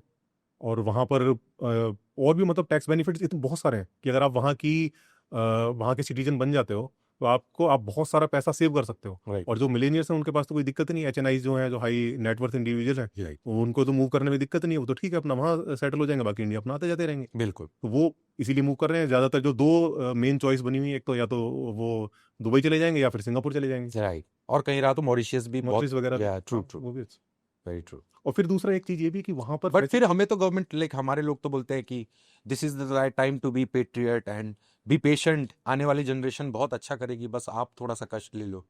तो इसके बारे में आपका क्या कहना है? वो तो ये देखेंगे ना कि भाई मेरी तो उम्र निकल जाएगी निकल ना, जाएगी। बाकी फिर करेगी तो बाद का देखा जाएगा। Exactly exactly. और फिर उनके अपने बच्चों का फ्यूचर भी तो देखते हैं ना। अब आप देखो कि वहां पर अगर मान लो बाहर वो टैक्स पे भी करते हैं तो उनके बच्चों को फ्री एजुकेशन मिलती है, उनके बच्चों को ग्रो करने की बेटर अपॉर्चुनिटीज मिलती हैं। यहाँ पर एजुकेशन में आप सोचो कितना पैसा खर्च होता है। एक जो मिडिल क्लास पेरेंट है वो अपने बच्चों पर कितना पैसा खर्च कर रहे हैं एजुकेशन पर, Right. जबकि एजुकेशन गवर्नमेंट की तरफ से फ्री होनी चाहिए। बिल्कुल। और उसके बाद भी इतना पैसा खर्च करने के बाद भी जॉब्स नहीं है, तो फिर आदमी क्या करे? अगर जिसके पास है अपॉर्चुनिटी, वो है कि वो उसे लगता है कि वो जा शिफ्ट हो सकता है बाहर, तो वो जाएगा ही जाएगा। ऊपर से लोग आजकल बहुत कंप्लेन कर रहे हैं quality of air and water वो तो इंडिया में। बहुत ज्यादा तो बढ़ता तो ही। वाई, मतलब ये फिर इतना हाई टैक्सेशन क्यों? इंडिया क्यों नहीं थोड़ा सा, मतलब वाई डोंट वी थिंक इसके पीछे? उसका रीजन ये है कि हमने जो हमारा लोअर तबका है, जो कम अर्निंग वाला तबका है, उस पर हमने कभी ध्यान ही नहीं दिया। यहाँ पर एक पार्शियलिटी चलती रही। हम ये सोचते रहे कि हम जो बेटर हैं उनको और बेटर करते रहेंगे और संभव किसी दिन सब बढ़िया हो जाएगा। हमने अच्छे अच्छे इंस्टीट्यूशंस बनाए, आईआईटीज वगैरह बनाए, और ये सोचा कि हम बढ़िया बढ़िया यहाँ से अच्छे पर जो कि हमने ऊपर के लिए, ऊपर कैटेगरी, ऊपर के लिए क्या है, नीचे के लिए कुछ नहीं है। नीचे की आप देखो, आप किसी सरकारी स्कूल में जाके देखो क्या हालत है वहाँ पर। तो जब उसको आप करोगे नहीं तो वो कमाएगा नहीं तो फिर उसको आपको पालना पड़ेगा। कौन पालेगा? एक आप ऐसे इमेजिन करो कि एक घर है, एक जॉइंट फैमिली है 10-20 लोगों की, तो उसमें जो लोड आएगा वो अर्निंग मेंबर पे ही तो आएगा ना, जो अर्न कर रहा है। True true, very true. तो वही हमारे साथ हो रहा है, जो जब अर्निंग मेंबर जो है वो नहीं तो फिर आपका प्राइवेटाइजेशन के बारे में क्या आइडिया है? लाइक ये जैसे अभी बीच में सुनने में आ रहा था कि ये जो हमारे पंचायत स्कूल्स होते हैं और गवर्नमेंट रेगुलेटेड स्कूल्स होते हैं, ये सब भी प्राइवेटाइज करने की बात हो रही। Do you think it's good for us और नो? एक बार देखना पड़ेगा वो किस तरह से प्राइवेटाइज करना चाह रहे हैं, क्योंकि हाइपोथेटिकली स्पीकिंग, आप अभी बताइए कि अगर गवर्नमेंट सोचती है इसको प्राइवेटाइज करने का, do you think it's a good step कि नहीं? मेरे ख्याल से जो एग्जिस्टिंग सिस्टम है हम उसको बेटर क्यों नहीं कर सकते? हम मतलब ये प्राइवेटाइजेशन करने का मतलब है कि हमने मान लिया कि भाई हमारे से नहीं हो पा रहा। क्यों नहीं हो पा रहा भाई आपसे? आपके पास लोगों की कमी है, आपके पास दिमाग की कमी है। जो प्राइवेट ऑर्गेनाइजेशन करेगी वो भी तो ऐसे ही हमारे जैसे इंसानों को ही तो यूज करेगी ना। द पॉइंट इज कि प्राइवेट ऑर्गेनाइजेशन, मेरा ये मानना है कि अगर प्राइवेट ऑर्गेनाइजेशन करती है तो कहीं ना कहीं वो अपना आउटपुट पे ध्यान देगी कि हम कर क्या रहे। बट ये मैं तो बचपन से देखा है इंडिया में गवर्नमेंट स्कूल्स और ये वो में, मतलब वो तो बोलते हैं ना इलेक्शन आया तो 3 महीने तो टीचर्स लोग जनगणना में लग जाते हैं। नहीं होना चाहिए भाई। तो ये सब तभी होगा जब आप प्राइवेट से सेक्टर, देखिए आप कितना भी बोले गवर्नमेंट को दो, बट हमने रियलाइज किया है हम लोग कितना, आज मैं साफ सुथरा बोलता हूँ टीवी पे, कि मतलब पेरेंट्स भी चाहते हैं कि मेरा बच्चा, आज कम हो रहा है ट्रेंड कि मेरा बच्चा सरकारी नौकरी करे। हमारे यहाँ तो सरकारी नौकरी बेची इसलिए गई है कि भैया ऊपर से तो आएगा ही, टेबल के नीचे से भी आएगा, और अटेंडेंस लगे ना लगे पैसा पूरा का पूरा आएगा। तो हमारे यहाँ जो इतनी वैल्यू गवर्नमेंट जॉब को दी गई थी, ये सारी यही पर्क्स के लिए ना, कि काम नहीं करना पड़ेगा और पैसे बराबर। अब ये सारी चीजें तो खत्म हो जाती, प्राइवेट में आपको काम भी करना है, आउटपुट देना है तो सैलरी मिलेगी। अल्टीमेटली तो नेशन को फायदा ही होगा ना अगर इसको अगर उस तरीके से देखा जाए। भाई हम जब इतनी सैलरी दे रहे हैं उनको, आज आप देखो जो प्राइमरी टीचर्स हैं उनकी सैलरी अच्छी खासी है, राइट। जब हम उनको इतनी सैलरी दे रहे हैं, रिस्पॉन्सिबिलिटी हम उनकी जवाबदेही तय क्यों नहीं कर पाते? बट मे बी ऐसा हो सकता है कि जो रियल गवर्नमेंट है they actually don't care about us. तो कहीं ना कहीं प्राइवेट को लाना पड़ेगा जो at least he cares about the money so that he can give us the service. नहीं, फिर हम कैसे उसको करेंगे? हम वो भी पता चला कि वो भी जो है कि जस्ट एक पैसे कमाने का धंधा बन जाए, क्योंकि प्राइवेट ऑर्गेनाइजेशन होगी वो तो प्रॉफिट देखेगी ना। तो मुझे तो लगता है मतलब may be private somehow work कर जाए, और मैं तो कहता हूँ कर जाए तो चलो यही ऑप्शन ठीक है, बट मुझे लगता है कि हम इसको भी बेटर कर सकते हैं अगर हमारे अंदर वो इच्छा शक्ति हो। लेकिन पता है दिक्कत ये है कि जो गवर्नमेंट्स है ना वो करना नहीं चाहती। जो क्यों गवर्नमेंट्स क्यों होती हैं आपको लगता है ऐसा कि वो इसलिए नहीं करना रीजन? चाहती। उसका रीज़न ये है कि जो गवर्नमेंट्स होती हैं उनका जो फोकस रहता है वो ऐसी चीज़ों पर रहता है कि जिसका फ़ायदा तुरंत दिखे लोगों को। वो ऐसी चीज़ें करना चाहती हैं, जैसे कि मिड डे मील देखो, मिड डे मील में अगर कुछ गड़बड़ होती है एकदम हल्ला मचता है, सारे मीडिया में खबरें चलने लगती है कि मिड डे मील में छिपकली निकल गई, या वो मिड डे मील अच्छा नहीं मिला, या ये हुआ वो हुआ। लेकिन एजुकेशन की क्वालिटी पर ये चीज़ें मीडिया में क्यों नहीं चलती? कि जो एजुकेशन है वहाँ पर इस तरह की मिल रही है, या बिल्डिंग्स की क्या क्वालिटी है, या टॉयलेट्स वगैरह नहीं है, इन फैसिलिटीज़ पर न्यूज़ नहीं बनती। क्या चल रहा है अर्पित जी? क्या दृश्य चालू है, कोई दृश्यम चालू है कि हमको कहीं पे फोकस करा दिया गया है और कुछ और ही चल रहा है? क्योंकि मुझे इकोनॉमिकली हम आगे जा रहे हैं, पीछे जा रहे हैं, कुछ समझ में नहीं आ रहा है। बस हमें बस बोला जा रहा है कि आप प्राउड रहो, हाँ। You are the fourth most economical country in the world, you should be proud, you are a विश्व गुरु। कुछ कुछ चीजें हम अच्छी करते हैं, अपना कल्चर अच्छा है। लाइक कोरोना के टाइम में हमने बहुत सारे कंट्रीज को वैक्सीन भी बांटी। तो एस्टॉनिशिंग फैक्टर ये था कि एक कंट्री जो खुद 150 करोड़ लोगों के बावजूद हमको भी लाखों और करोड़ों वैक्सीन भेज रही है। None of the countries did. Russia ने भी नहीं किया, अमेरिका ने भी नहीं किया, इंडिया ने बहुत सारी कंट्रीज के साथ किया। हाँ, तो इंडिया की हमारी जो फार्मा इंडस्ट्रीज है वो बढ़िया है। बढ़िया है, और उनका यही दे वर थैंकफुल कि इतनी बड़ी पॉपुलेशन के साथ साथ उन्होंने हमारी पॉपुलेशन को भी वैक्सीन प्रोवाइड किया। दे देमसेल्फ कॉल्ड विश्व गुरु। हमको मुझे भी बहुत अच्छा लगा जब प्राउड अफ्रीकन होता ने है भाई। विश्व गुरु, इंडिया इज ट्रू विश्व गुरु करके बोला। बट कहीं ना कहीं अब जैसे जैसे टाइम बीत रहा है तो मुझे लगता है कि हम लोग ना अपने अंदर की गलतियों को छुपाने में और बाहर सब दिखाने में कि हम खुश हैं, हम परफेक्ट है, हम बहुत केपेबल है। शायद हमारा कल्चर हमें सिखाता है कि घर की प्रॉब्लम्स बाहर डिस्कस मत करो, घर की मे प्रॉब्लम भी ये घर में वजह, रहने। लेकिन मैं कहता हूँ कि हेल्दी क्रिटिसिज्म की जगह जरूर होनी चाहिए। हेल्दी क्रिटिसिज्म तो आजकल बड़ा प्रॉब्लमेटिक हो रहा है, क्योंकि फ्रीडम ऑफ स्पीच तो है, लेकिन रेपरकशंस और उसके कॉन्सिक्वेंसेस आपको झेलने हैं। तो फ्रीडम ऑफ स्पीच में भी लाइन कहाँ ड्रॉ करनी है, ये भी आजकल बहुत ज्यादा ब्लर होते जा रहा है। क्योंकि आजकल तो आप लाइक कुछ कोई सेक्ट के बारे में आप कुछ भी बोल सकते हैं, कुछ नहीं होगा, और कहीं कुछ जगह पे आप कुछ बोल देंगे तो वो ऑल इंडिया न्यूज बन जाती है। अगर आप कुछ भी मतलब ऐसा बोल दिया आपने जो कि एक्चुअल में ट्रू नहीं है, आपने कुछ फर्जी बात करी, तो बिल्कुल उसके कॉन्सिक्वेंसेस आपको झेलने चाहिए, क्योंकि आपने कोई गलत बात बोली है वहां पर। हाँ, किसी को डिफेम किया है, कुछ गलत इन्फॉर्मेशन दिया, ट्रू। लेकिन कुछ चीजें ऐसी हैं जिन पर आज जैसे कि लोगों की भावना अर्थ है, जैसे किसी ना किसी रिलीजन के बारे में कोई बात कहती, तो जो जैसे रिलीजन है, रिलीजन के बारे में कई बार लोग बहुत आहत हो जाते हैं कि कोई मतलब कोई हेल्दी क्रिटिसिज्म भी करे ना तो भी लोगों को डाइजेस्ट नहीं होता, क्योंकि वो चाहते हैं कि भाई रिलीजन, हमारे रिलीजन पर आप बिल्कुल कोई आपको अधिकार ही नहीं है बोलने का। लेकिन जब हम देखते हैं कि रिलीजन एक इतने बड़ी पॉपुलेशन को ड्राइव कर रहा है, तो उसमें भी एक हेल्दी क्रिटिसिज्म की जगह तो वहाँ भी होनी चाहिए। हाँ, ये ठीक है कि भाई आप किसी की ऐसे जो होली फिगर्स वगैरह हैं उनको आप अपशब्द ना बोलो, बिल्कुल, है ना, वो तो गलत डिसरिस्पेक्ट तो डेफिनेटली गलत। और वो हेल्दी क्रिटिसिज्म है भी नहीं। हाँ, हेल्दी क्रिटिसिज्म ये है कि आपको लग रहा है कि आपके यू पास कैन कोई, क्वेश्चन। हाँ, क्वेश्चन कर सकते हो आप, या कोई आपको लग रहा है कि यार ये जो गलती है, ये जो परंपरा है गलत चल रही है, इसमें सुधार होना चाहिए, उस बारे में बात की जा सकती है, और उसमें उसके बारे में बात करना, ये इतनी फ्रीडम होनी चाहिए हाँ समाज के हाँ, अंदर। लेकिन डिग्रेड करना, ये सब करना, ये नहीं होना चाहिए। बिल्कुल वेरी ट्रू। अर्पित जी सॉरी, मैंने आपको उस समय काट दिया था। हम लोग अनिरुद्धाचार्य पे थे, और वहां से हम लोग थोड़ा सा जम कर गए कहीं और। अब वापस let's get back to Aniruddhacharya. मैंने आपके अनिरुद्धाचार्य पे पूरा नहीं देखा, मैंने आपका आचार्य प्रशांत पे पूरा देखा, और आपके सेवरल आईटी बाबा के वीडियोस। तो मैं चाहता हूँ कि आप अनिरुद्धाचार्य के बारे में और आईटी बाबा के बारे में अपने ऑनेस्ट वर्डिक्ट दीजिए। जो आपको क्या लगता है कि what is this, what is going on? Aniruddhacharya तो एक तरह से देखें कि वो वो प्रवचन देते हैं, प्रवचन दे रहे हैं, मतलब अनिरुद्धाचार्य का अपना एक वो भी है, आश्रम काइंड ऑफ, वहाँ पे वो लोगों को हाँ, फ्री सेवा भी देते फ्री हैं। सेवा ये भी सब रख रहे हैं, है, ये सब चीजें तो सोशल डेफिनेटली वर्क जो सोशल वर्क वो करते कर हैं। रहे हैं वो।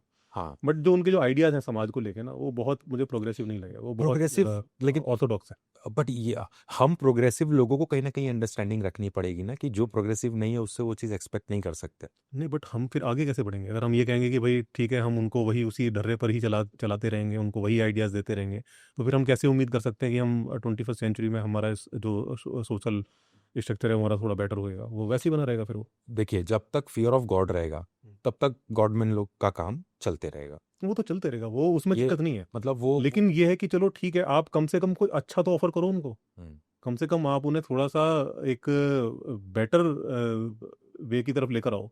लेकिन बट वो बेटर वे तो आपके हिसाब से बेटर है। हम्म, आप वो अनिरुद्धाचार्य के हिसाब से जो बेटर है वो तो वही बोल रहे हैं ना, मैं उनका साइड नहीं ले रहा हूँ। हम्म, मैंने उनके बहुत कम वो भी देखे हैं, क्लिप्स देखे हैं, hmm, so I am not a follower. Hmm, लेकिन कहीं ना कहीं आप हमको ये भी तो रियलाइज करना पड़ेगा कि एक पर्सन को जो उसकी बिलीफ है हम्म, उस पे भी वो 100% अपना एफर्ट डाल के काम करे, उसका वो भी हक है। हम्म, तो आई थिंक अगर वो अल्टीमेटली कुछ चीज़ों में नैरो माइंडेड तो डेफिनेटली यू कांट एक्सपेक्ट कि सब चीज़ हो, लेकिन हम्म, कहीं ना कहीं अगर अपन देखा जाए तो अनिरुद्धाचार्य ने सोसाइटी के लिए बहुत कुछ किया भी है। Hmm, he is giving back, first he is getting but he is giving back also. तो दैट इज इंपॉर्टेंट फॉर तो अस कि वो थोड़ा तो देखिए स्केप बैक करना ही होना पड़ता चाहिए। है। ये जो काम है वो ऐसा है कि अगर आप लेकर सब बैठ ही जाओगे घर पे, तो फिर तो सब तो फिर आपका मतलब एग्जिस्टेंस का मीनिंग भी नहीं है ना, तो आपको फिर कहना सब कि आप गिव पे बैक सवाल टू द उठाएंगे कि यार सोसाइटी। ये तो तुम तो यार वेरी ट्रू, धंधा कर रहे हो वेरी ट्रू। आप। और फिर जो आप इतनी बड़ी बड़ी गाड़ियां वॉल्वो लेके घूम रहे थे, वो मेरे ख्याल से 1 करोड़ के आसपास की गाड़ी है। होगी डेफिनेटली। इंडिया में आपको विश्वास नहीं होगा, हमारा देश कल्चरली और स्पिरिचुअली इतना स्ट्रांग है कि जो बाबा 50 साल पहले जा चुके हैं आज भी अयोध्या के आश्रम में करोड़ की उनके डोनेशंस आते हैं, फिक्स, दीज आर फिक्स्ड। शायद उन्होंने उतने काम करके गए। मेरा तो जो मानना है डेफिनेटली इंडिया में सबसे धर्म के रास्ते में सबसे लास्ट में आता है मनी। बाबा लोगों के लिए पैसा इज द लास्ट प्रॉब्लम। आज हम कुमार विश्वास इतने बड़े शायर थे, आज वो राम कथा करते हैं। आई थिंक वो शायर तो बहुत ही बड़े थे, ही हैज अ मास्टरी है उनकी, मतलब स्पीच देने में।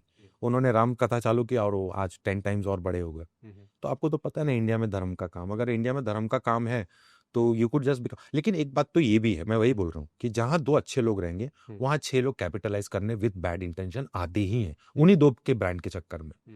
तो कुछ कई बाबा आते हैं, कई बाबा के स्कैम भी आपने सुने हैं।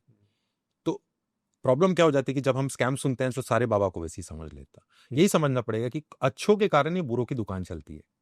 2 अच्छे आते हैं ना तो पीछे 4। लेकिन अल्टीमेटली जो ये जो पाथ है ना पूरा, ये आपको मैं कहूँ कि मतलब मुक्ति की तरफ नहीं लेकर जाता। आपके जो कहें कि आपके जो अंदर जो बाइसेस हैं, आपके जो मान्यताएं हैं, आस्था है, उनसे मुक्त नहीं करता, उसी में बांध कर आपको रखता है। मुक्ति ढूंढ कौन रहा है? ढूंढनी चाहिए ना भाई, आप इंसान हो, आपको एक ब्रेन मिला है, आपको एक समझ मिली है, आपके पास एक अपॉर्चुनिटी है इस दुनिया को एक्सपीरियंस करने की, समझने की। आप अगर उसको यूज नहीं कर रहे हो, आप अपनी बुद्धि को गिरवी रख दे रहे हो किसी गॉडमैन के लिए, किसी रिलीजन के लिए, तो ये तो गलत है। बट उसके लिए वो एजुकेशन भी होना ना कि आपको यू शुड थिंक इंडिपेंडेंटली। हम जिस लोगों की बात कर रहे हैं they are not educated enough to even think for themselves. तो आज हम लोगों की ये कैपेबिलिटी है क्योंकि कहने God's grace and parents grace हम लोगों को एजुकेशन मिली है and we are liberal enough to understand what is actually going but on. वही ना कि इसको कैसे ठीक करा जाएगा। अगर हम कहेंगे कि ठीक है भाई ये तो ऐसे ही है, तो इनको आपने तो पहले ही जवाब दिया कि कम से कम इनको तो फ्री एजुकेशन दो, तो वो भी तो नहीं दे रहे हैं। वही तो। I don't know what I think Ladli Behna देने के बजाय छोटे वर्ग की अगर हम एजुकेशन फ्री करें सही, और प्रोविजन दें उनको, बिल्कुल कपड़े दे, बुक्स दें, एंड आई थिंक हमको 10 साल में उसका रिजल्ट दिखने लग जाएगा। बिल्कुल देखेंगे। लेकिन हम क्यों नहीं करना चाहते? क्योंकि वोट बैंक हमको बना के रखना है। हाँ, क्योंकि वो जो लाडली बहन है उसका प्रभाव तुरंत दिखता है ना। आप अगर एजुकेशन पे काम करोगे तो मे बी 10 साल में दिखे, 20 साल में दिखेगा। मिनिस्टर्स को वेल इन्फॉर्म्ड सिटीजन ज्यादा पसंद है कि मिस इन्फॉर्म्ड सिटीजन मिस ज्यादा? इन्फॉर्म्ड वही वही फायदा करते हैं उनका। वेल इन्फॉर्म्ड होगा वो तो सवाल करेगा। तो बेसिकली एजुकेशन ज्यादा करा के इनको फायदा फायदा अल्टीमेटली है होना नहीं नहीं, ना।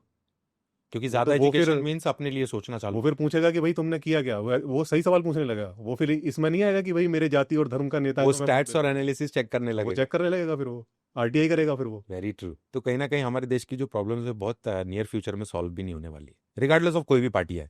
हाँ, वो जब तक लोग नहीं बदलेंगे। जब और तक ये नियत मतलब नहीं एक तरह से कहें कि एक दुष्चक्र बना हुआ है। बेसिकली जब तक नियत नहीं बदलेगी, जब तक लोगों को वोट बैंक समझना मतलब छोड़ेंगे नहीं। वो छोड़ेंगे तब जब उन्हें एजुकेशन मिलेगी। और एजुकेशन, एजुकेशन नहीं मिलेगी तो वो ऐसे ही ट्रैप में फंसे रहेंगे। तो ये दुष्चक्र ऐसे ही घूमता रहेगा। राइट। इसलिए मेरा मानना है कि जो सबसे छोटे वर्ग के जो अपने पंचायत स्कूल है वो they should make it private कर देना चाहिए। दे यू विल गेट रिजल्ट, क्योंकि हम लोग खुद वी आर प्राइवेट बिजनेसमैन, हम लोग को माइनिंग का काम है वगैरह। तो वी आर स्कैर्ड कि पैसा बचाना है, घर नहीं लुटाना है। प्राइवेट फर्म्स को डर होता है। वंस गवर्नमेंट को तो आपने भी देखा, हमने भी देखा गवर्नमेंट में कैसे काम होता है। बीएसएनएल डूब गया इसी चक्कर में कि अप्लाई आज करो तो 3 महीने बाद वहां से रिप्लाई आता, क्योंकि किसी का कुछ जा नहीं रहा है देखो ना। जाने there is no boss to scold you, there is no buddy coming to check your. आप 4 दिन नहीं आए तो भी वहां प्रेजेंट लिखा हुआ है, क्योंकि रजिस्टर अब तो जाके ऑनलाइन हो रहा है। अब तो आपका मशीन्स भी इंस्टॉल हो रहे हैं हर जगह पे, पंचिंग मशीन। लेकिन फिर भी वहां पर आप कितना काम कर रहे हो नहीं कर रहे हो। कुछ नहीं कर रहे हो आप। आई वुड रादर से ये तो मतलब मैंने बहुत सारे ऐसे लोगों को अब देख लिया है कि जिनके टेबल पे अगर 200-500 रुपए ना जाए तो उनके हाथ से कलम नहीं चलती है। तो सैलरी तो अलग है, वो तो गवर्नमेंट दे रही है, तुम क्या दे रहे हो उनको उससे मतलब है। And they are so ferocious कि अगर आपने वो 200-500 रुपए नहीं दिया तो वो आपको 1 महीना घुमा देंगे ये बोल के कि आपकी फाइल मेरे पास अभी आने की है। और जिस दिन आपने उनको वो पैसा दिया तो वो पता चलेगा कि वो अगले दिन साइन होकर आपकी फाइल आगे बढ़ चुकी। सही। तो तो आई एक्चुअली थिंक ये मेरे ख्याल से जो हमारी लाइफ को लेके जो फिलॉसफी है ना वही फ्लॉड है, उसी में गड़बड़ है। आप उसको एक्सप्लेन कीजिए व्हाट डू यू थिंक। उसमें गड़बड़ ये है कि हम हमारी जो मतलब आप एक आम आदमी से पूछो कि वो जैसे वो एजुकेशन ले रहा है, उससे पूछो कि भाई क्यों पढ़ रहे हो, वो आपको ये जवाब देगा कि पढ़ लूंगा तो नौकरी मिल जाएगी। अच्छा नौकरी मिल जाएगी फिर क्या होगा, नौकरी मिल जाएगी तो शादी हो जाएगी कहीं बढ़िया, जब शादी हो जाएगी फिर तो यही उसकी लाइफ की फिलॉसफी है, इसके अलावा उसे कुछ पता नहीं। एक्चुअल में लाइफ आपको मिली है तो लाइफ को आपको एक्सप्लोर करना है, कुछ नया करना है, कुछ आप इनोवेटिव करो, कुछ ऐसा करो कि जिससे कि आप आपके देश को फायदा हो, आपके समाज को फायदा हो। ये चीज कहीं भी नहीं है। हमारा हमारा जो सारा फोकस है ना वो दिखावे पर है। सो बेसिकली जो अजय देवगन की मूवी दृश्यम थी, तो वो उसमें दिखाया जाता है कि जो दृश्य आपको दिखाना है वो अजय देवगन चूज कर रहा है। हाँ तो बेसिकली हम लोगों के लिए भी दृश्य बनाना कोई बहुत मुश्किल काम नहीं है। भाई, आपको 24 घंटे जब टीवी पर जो दिखाया जाएगा और आम आदमी ही टीवी ज्यादातर देखता है तो उसको तो दिमाग में वही जाएगा ना। उसको कुछ और कहीं से कुछ एक्सेस ही नहीं है इन्फॉर्मेशन का, उसके ले दे के वो टीवी है उसके पास। राइट। ना वो कोई ढंग की किताब पढ़ता, ना कोई ढंग का कोई आर्टिकल पढ़ता कहीं। आचार्य प्रशांत का आपका मैंने एक वीडियो देखा आज, आपके आने के थोड़ी देर पहले। मैंने बहुत सारे हेट कमेंट्स पढ़े उसमें, बट मैंने वीडियो आपकी पूरी सुनी, मुझे उसमें कहीं भी आपका कोई भी बात हेटफुल भी नहीं लगा। आपने कोई भी इलॉजिकल बात भी नहीं की, आपने एक अपना एक ऑनेस्ट पर्सपेक्टिव रखा लोगों के सामने। तो पहले तो आप मेरे को आपका आचार्य प्रशांत का व्यूज आपके तरफ से चाहिए कि what do you think about him, and then हम लोग कमेंट सेक्शन पे भी बात करेंगे। पहले आप प्रशांत जी के बारे में बताइए।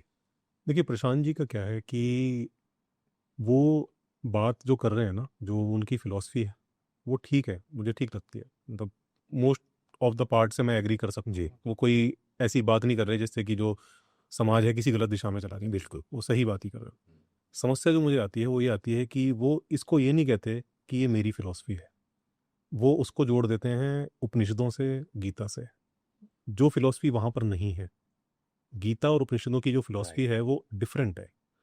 वो आचार्य प्रशांत वाली फिलॉसफी, और अच्छा आचार्य प्रशांत की भी जो फिलॉसफी है जो वो इसको अगर हम कहें कि आचार्य प्रशांत की फिलॉसफी है तो वो भी पूरी तरह से उनकी नहीं है। वो भी उन्होंने अलग अलग लोगों से उठाई है, कुछ जय कृष्णमूर्ति से उठाई है, जोशो से उठाई है, कुछ अदर जो फिलोसफर्स हैं उनसे उठाई है। वैसे करके उन्होंने एक अपनी फिलॉसफी बनाई है, उसको उन्होंने डाला गीता में और उपनिषद के अंदर।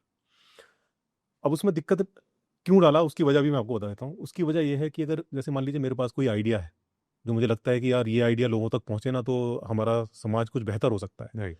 लेकिन दिक्कत यह है कि अगर मैं खुद से बोलूंगा कि ये मेरा आइडिया है तो उसे कोई एक्सेप्ट ही नहीं करेगा। करेगा भाई हम क्यों माने तुम्हारी बात, तुम कौन हो, क्रेडिबिलिटी क्या है। क्रेडिबिलिटी क्या है तुम्हारी। तो उसके लिए करना पड़ता है सारा चीज़ें उनके। आप देखो कि वो ये बताते हैं कि वो आईआईटी से हैं, कि वो आईएएस भी क्लियर किया हुआ है उन्होंने, ये सारी चीज़ें भी बताते हैं। फिर साथ में कहते हैं कि भाई ये जो मैं बातें बता रहा हूँ ये तो देखो वेदांत में लिखी है, ये तो गीता में लिखी है। ये सारी चीज़ करने की वजह ये है कि लोग उन्हें क्रेडिबल माने, उन्हें माने कि हाँ यार ये तो बातें हमारे ग्रंथों से आ रही हैं इसलिए हमें इनको एक्सेप्ट करना चाहिए। बट जबकि उनकी एक्चुअल में जो फिलॉसफी है ना वो पूरी तरह से एथिस्टिक फिलॉसफी है। उस एथिस्टिक भी मतलब कहना ठीक नहीं होगा, मतलब कहीं कि उसमें तो ये है कि जो हमारी जो एक्चुअल में जो हेरिटेज है Yeah. वो जैसी भी है वो भले हो सकता है कि रैशनैलिटी पर आज 100% ना निकले, बिल्कुल। बट एक हेरिटेज तो है ना हमारी। हम उसके साथ छेड़छाड़ क्यों करें, वो जैसी है उसको वैसे रहने देते हैं। तो आचार्य प्रशांत जी का मतलब सारी टीचिंग्स एकदम अलग क्यों है, लाइक मेरे को तो किसी मैच होते हुए दिखता वो नहीं। मैचेस होता ही नहीं, हो ही नहीं सकता। मतलब मैं तो कहता हूँ जो उनके फॉलोअर्स हैं आकर मेरे को इतना हेट कमेंट करते हैं, मैं कहता हूँ यार आप जाकर पढ़ो ना। आप जो गीता है, भगवत गीता है, उसका जो शंकर भाष्य है, शंकर भाष्य पढ़ लो आप और उसको मैच कर लो। आचार्य प्रशांत जो गीता की एक्सप्लेनेशन बता रहे हैं उससे मैच कर लो, लेकिन कोई पढ़ के राजी ही नहीं। तो ये लोगों में पेशेंस की कमी क्यों नहीं। मैंने जैसे आपका कमेंट सेक्शन भी देखा, अननेसेसरी हेट बहुत था। तो ये ब्लाइंड फेथ है कि मतलब लोगों को ये पसंद ही नहीं है कि उनको अगर वो किसी को फॉलो कर रहे हैं तो उसके बारे में कोई अपना ओपिनियन रखे। तो फिर फ्रीडम ऑफ स्पीच बची कहाँ, लाइक फ्रीडम कहाँ है आपके पास फिर। हाँ वो फ्रीडम स्पीच तो है ही नहीं, लेकिन मैं ये चीज़ भी आपसे कहूँगा कि जो आचार्य प्रशांत जो कर रहे हैं उसमें एक उनकी कमी ये भी है कि वो इस चीज़ को काउंटर नहीं कर रहे। अगर आप वाकई में ये गोल लेकर चल रहे हो कि आपको समाज सुधार करना है तो आप अगर इस अंधभक्ति को काउंटर नहीं कर पा रहे, दैट मीन्स कि आपकी जो शिक्षा है उसके अंदर कहीं भारी कमी है। राइट। या फिर आप इंटेंशनली ऐसा कर रहे हो, आप चाहते ही नहीं हो कि लोगों को अंधभक्ति से बाहर निकाला जाए, आप चाहते हो कि वो अंधभक्त बने रहें। क्योंकि उसका एक रीजन भी है, जो अंधभक्त होते हैं ना, अंधभक्त आपको डिफेंड भी करते हैं, अंधभक्त आपके लिए उठा के लाठी भी पिल जाएंगे विदाउट रीजन। विदाउट रीजन, और वो आपको फाइनेंशियली भी सपोर्ट करते हैं। राइट। ट्रू। जो अंधभक्त हैं वो आपको दबा के पैसा देते हैं, लेकिन जो बंदा रैशनल हो गया, जो खुल गया, जो मुक्त हो गया, तो वो फिर उड़ जाएगा, वो एक आजाद पंछी हो गया, वो फिर आपके सामने हाथ जोड़कर नहीं बैठेगा। जो आचार्य प्रशांत के भक्त हैं वो छोटी छोटी बातों के लिए हाथ जोड़ के, आचार्य जी ऐसे क्यों ऐसे, अरे उन्हें सीधा की बता दो ना, जो की वाला फंडा उन्हें दे दो कि भाई ये है सीधा सीधा फंडा, इसको अप्लाई करो हर जगह। लेकिन वो देंगे नहीं, क्योंकि वो दे दिया तो पंछी उड़ जाएगा। तो वो हर चीज के लिए हाथ जोड़ के आचार्य प्रशांत के सामने बैठा। प्रशांत जी कभी कभी बड़े गुस्से में भी अपना देते हैं कि मतलब मैंने उनका देखा है कुछ भाषण, बड़े गुस्से में भी रहते हैं कभी कभी। आचार्य हो के इतना गुस्सा ठीक है उनके लिए? गुस्सा देखो, मुझे लगता है कि कई बार गुस्सा मुझे कभी कभी जो उनका लगता है वो मे भी शायद जो हमारा समाज है उसके हम देखते हैं कि इतनी इरेशनैलिटी, जो हमारा सिविक सेंस इतना गिरा हुआ, और भी तमाम जो प्रॉब्लम्स हैं उनको लेके भी गुस्सा है, एनवायरमेंटल इश्यूज वगैरह, उन चीज़ों को लेके गुस्सा हो सकते हैं। और कई बार मुझे लगता है कि जो ये मे भी मतलब एक ज़्यादा करके जो दिखाना इस चीज़ को, वो भी इसलिए होता है कि ये भी एक मतलब एक स्ट्रेटजी है पूरी, कि आप कुछ इश्यूज उठाएंगे, ये जो इश्यूज हैं हमारे समाज के अंदर, आप उनके ऊपर बात करेंगे, ठीक है ना, उससे लगेगा लोगों के अंदर क्रेडिबिलिटी बढ़ेगी, हाँ यार जेन्युइन पर्सन है, ये जेन्युइन चीज़ों पर बात कर रहा है।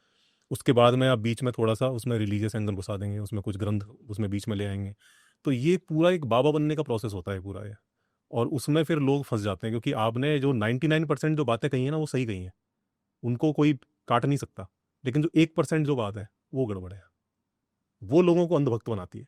आपको करना ये चाहिए था कि लोगों के अंदर इतना साहस पैदा करो कि उनको अपने ग्रंथों पर सवाल उठाने में दिक्कत ना हो, वो ऑफेंड ना हो। अगर कोई उन ग्रंथों पर सवाल उठाता है, कोई रैशनली कोई बात करता है, कोई उन उन पर कोई क्रिटिसिज्म करता है, तो वो ऑफेंड ना हो। इवन आपके ऊपर भी अगर कोई क्रिटिसिज्म आता है तो भी ऑफेंड ना हो। बट प्रशांत जी तो बार बार बोलते हैं कि आप खुद अपना सत्य ढूंढो, आप अपना खुद सत्य ढूंढो। कहने से नहीं होता, कहने को तो कितनी बातें कही जा सकती, लेकिन जब तक की नहीं दोगे आप, तब तक वो होने वाला नहीं है। और इस मामले में मैं इसीलिए ओशो को मैं बेहतर मानता हूँ कि ओशो वो आपको वो चाबी देते हैं। ओशो को सुनने वाला अगर ढंग से उसने ओशो को सुना होगा तो ओशो पर भी सवाल उठा देगा, वो बोल देगा कि ओशो यहाँ पर गलत कह रहे हैं, ये बात बिल्कुल इरेशनल है। बिल्कुल। वो ओशो की मानता टीचिंग पर हूं सवाल मैं। उठा देगा। हाँ। वो ग्रंथों से नहीं बना रहेगा, वो गीता पर भी सवाल उठा देगा, वो उपनिषद पर भी सवाल उठा देगा, वो डरेगा नहीं। तो ये जो निडरता है ये आनी जरूरी है, यही असल मुक्ति है। मुक्ति की बात करने से नहीं होगा, आप मुक्ति मुक्ति मुक्ति दिन भर माला जपते रहो। ये है मुक्ति, कि आपके अंदर के जो बाइसेस हैं, आपके अंदर के जो बंधन है, उससे आप मुक्त जिस दिन हो गए, वो है असल मुक्ति। राइट। तो सत्य को ढूंढना है, मतलब सत्य, रियल ट्रूथ को ढूंढने के रियल पीछे ट्रुथ को आप ढूंढ ही तब पाओगे जब आप हर अंदर के चीज को बाइसेस से मुक्त हो जाओगे, जब हर चीज को क्वेश्चन क्वेश्चन करना शुरू करोगे। बिल्कुल। आईआईटी बाबा के बारे में क्या व्यूज है आपके? आईआईटी बाबा अभी बीच में बहुत दिखे थे, फिर गायब हो गए हैं अभी। देखो, हमारे जो इंडियंस है ना, उनके अंदर आईआईटी को लेके बड़ा ऑब्सेशन है।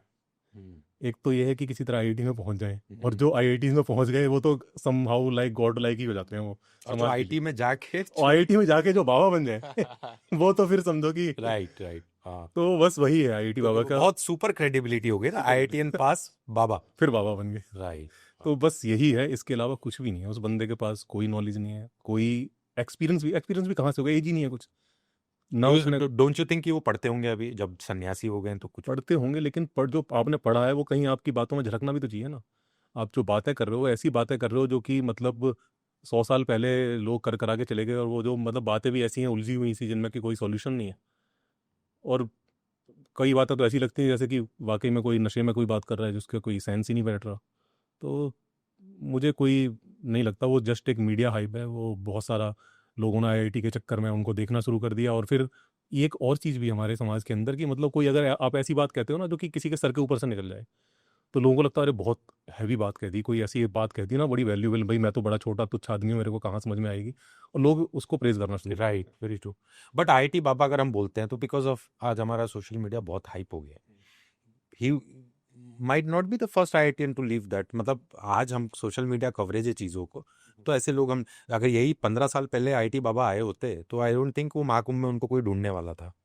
बिकॉज सोशल मीडिया इतना ज़्यादा चरम पे है, तो ऐसे लोगों को हाइप मिल रहा है। नहीं तो I think a lot of pass outs और बहुत सारे हाईली एजुकेटेड लोगों ने भी संन्यास लिया है अपने लेटर ऑन लाइफ में। और अब अगर मैं अयोध्या के कुछ पर्टिकुलर आश्रम्स है जहाँ के जो आज के जो, उसके लिए एक पर्टिकुलर टर्म है, जैसा जो उनके गुरु होते हैं वहाँ के जो मेन होते हैं, तो बहुत सारे ऐसे गुरु हैं जो कि these are they have retired at a very big post, कोई सीईओ के पोस्ट से रिटायर हुए हैं। दीज आर लिटिल संत जो उस चीज़ को चला रहे हैं, बट उनकी फंडिंग बहुत स्ट्रांग होती है। बिकॉज धार्मिक अगर आप क्रेडिबिलिटी है, तो आपके फंडिंग वाले भी बिजनेसमैन बहुत हो जाते हैं। सो अ लॉट ऑफ पीपल है, मतलब इस इसमें who have resign from the worldly affairs और सन्यासी हो गए। बट उस समय शायद मीडिया कवरेज उतना नहीं था, तो अभी इस जनरेशन में आईटी बाबा आए हैं, तो हमारे लिए भी कुछ नया आया कि आईआईटी करके बाबा। बट आई डोंट थिंक पहला होगा। हमारे यहाँ बहुत सन्यासी आए और अच्छे अच्छे पढ़े लिखे लोग सन्यासी हुए हैं। बहुत सारे हैं। और बिकॉज अब न्यूज़ उतनी फैलती है, आज से मतलब 20 साल पहले तो 3 गांव छोड़ के आपको न्यूज़ नहीं मिलती थी कि चौथे गांव में क्या हुआ है। तो ये भी चीज़ों का बहुत बड़ा फर्क है। और जहाँ तक सन्यासी और विद्वान गुरुओं की बात करें, तो नीम करोली बाबा जैसे भी हमारे यहाँ विद्वान आए, जबकि हमारे पास सोशल मीडिया नहीं था। तो स्पिरिचुअलिटी की बात करें तो ऐसे स्पिरिचुअल गुरुज भी हमारे यहाँ बहुत आए।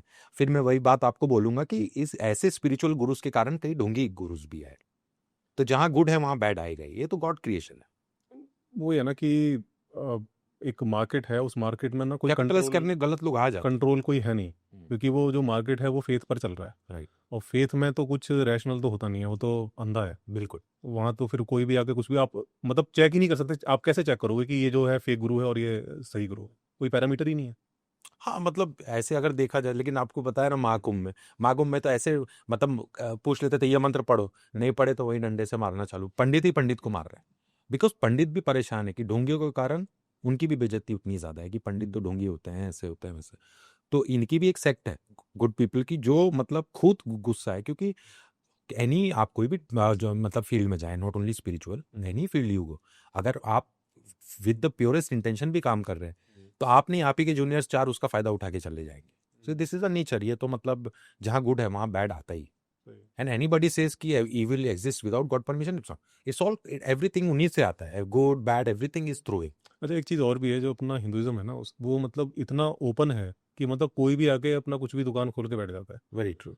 इसका फायदा भी है, ये अच्छा भी है कि चलो ठीक है, ऐसा है कि यहाँ पर डिफरेंट ओपिनियंस रही हैं और कोई किसी को बॉदर नहीं करता कि भाई कोई कुछ भी ओपिनियन रख सकता है। बट इसका फिर ये भी कि जो हमारे फिर जो हेरिटेज से जो कुछ चला आ रहा है, वो उनका मतलब कोई क्रेडिबिलिटी नहीं रहती। मतलब कोई आके गीता को अलग तरह से इंटरप्रेट करने लगेगा, कोई आएगा कुछ और ही इंटरप्रेट कर देगा, कोई इसमें से साइंस निकाल कर दिखाएगा, कोई इसमें से वायुयान निकालेगा। राइट। तो उनको कोई चेक करने वाला नहीं है कि भैया ये सब मत करो, ये ऐसा नहीं है, ये जो इसकी जो वैल्यू है पुरानी, उसको रहने दो। बट आई थिंक इसीलिए India is the only country in the world जहाँ almost all religions and all everything exist. Buddhas है एंड हमारे दलाई लामा से भी अगर पूछा जाए, तो दलाई लामा ने भी बहुत अच्छा बोला था इस बारे में कि एक इंडिया ही है जहाँ सारे धर्म प्रिजर्व हो रहे हैं, बिकॉज इंडिया का कल्चर वैसा है। अतिथि देवो भव।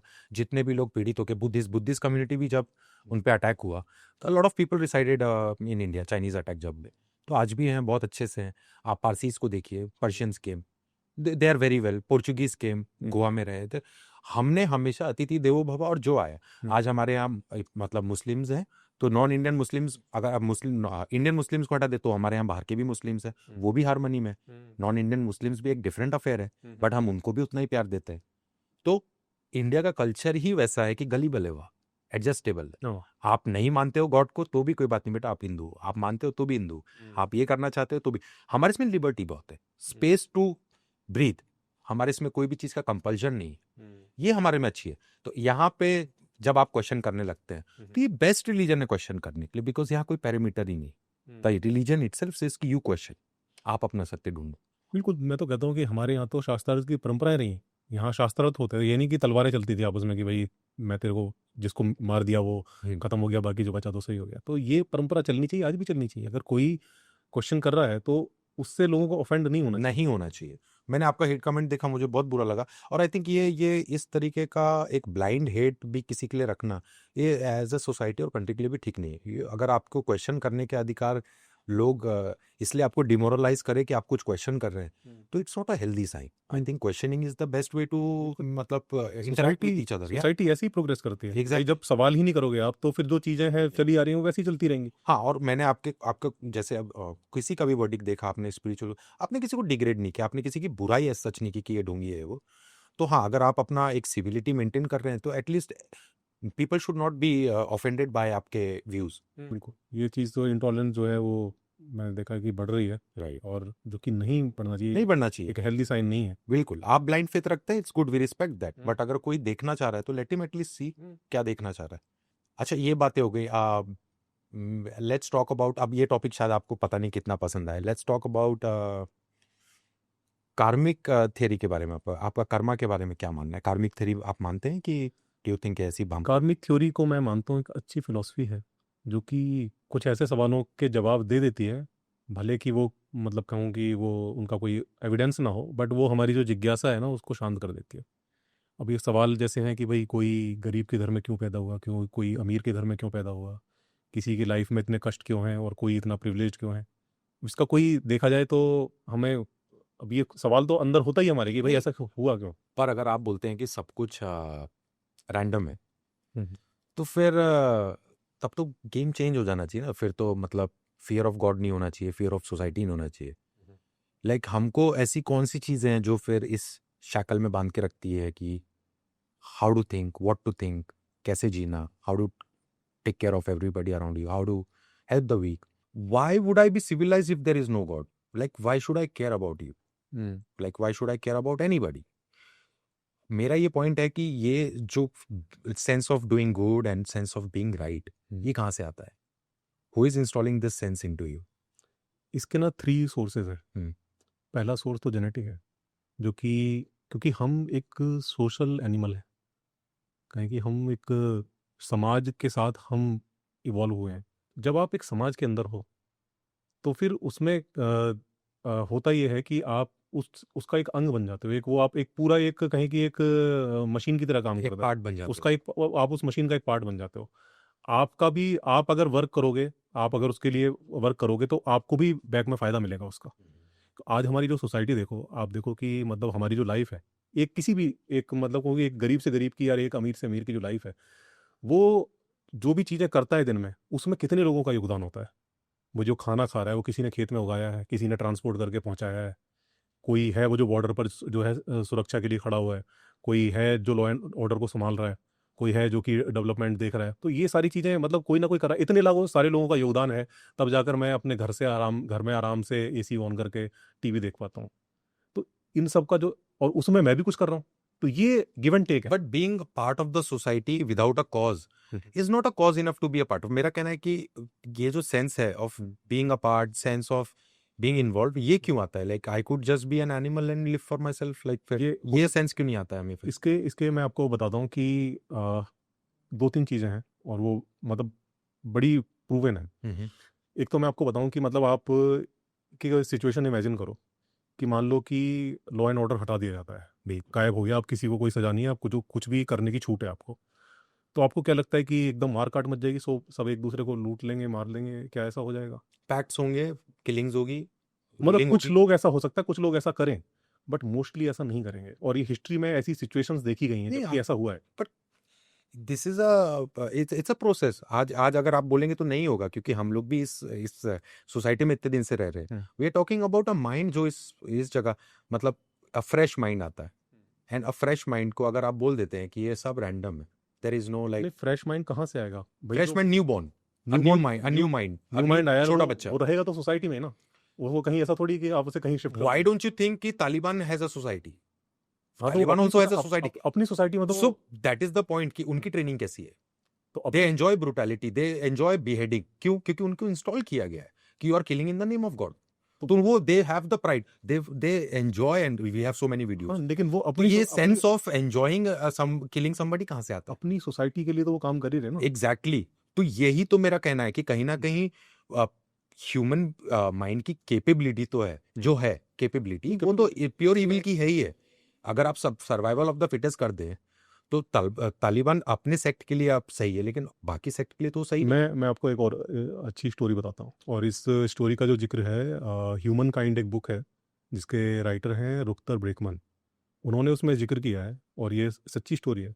ऑस्ट्रेलिया में कुछ जो स्कूल के बच्चे थे, उनका जो ग्रुप था वो एक नाव को लेकर ऐसे घूमने के लिए समुद्र में निकलते हैं, और आई थिंक के 1960 के आसपास के राउंड की समथिंग का बात है। और वो कहीं जाकर उनका जो शिप है वो क्रैश कर जाता है किसी आइलैंड पर जाकर, और वो वहाँ फंस जाते हैं।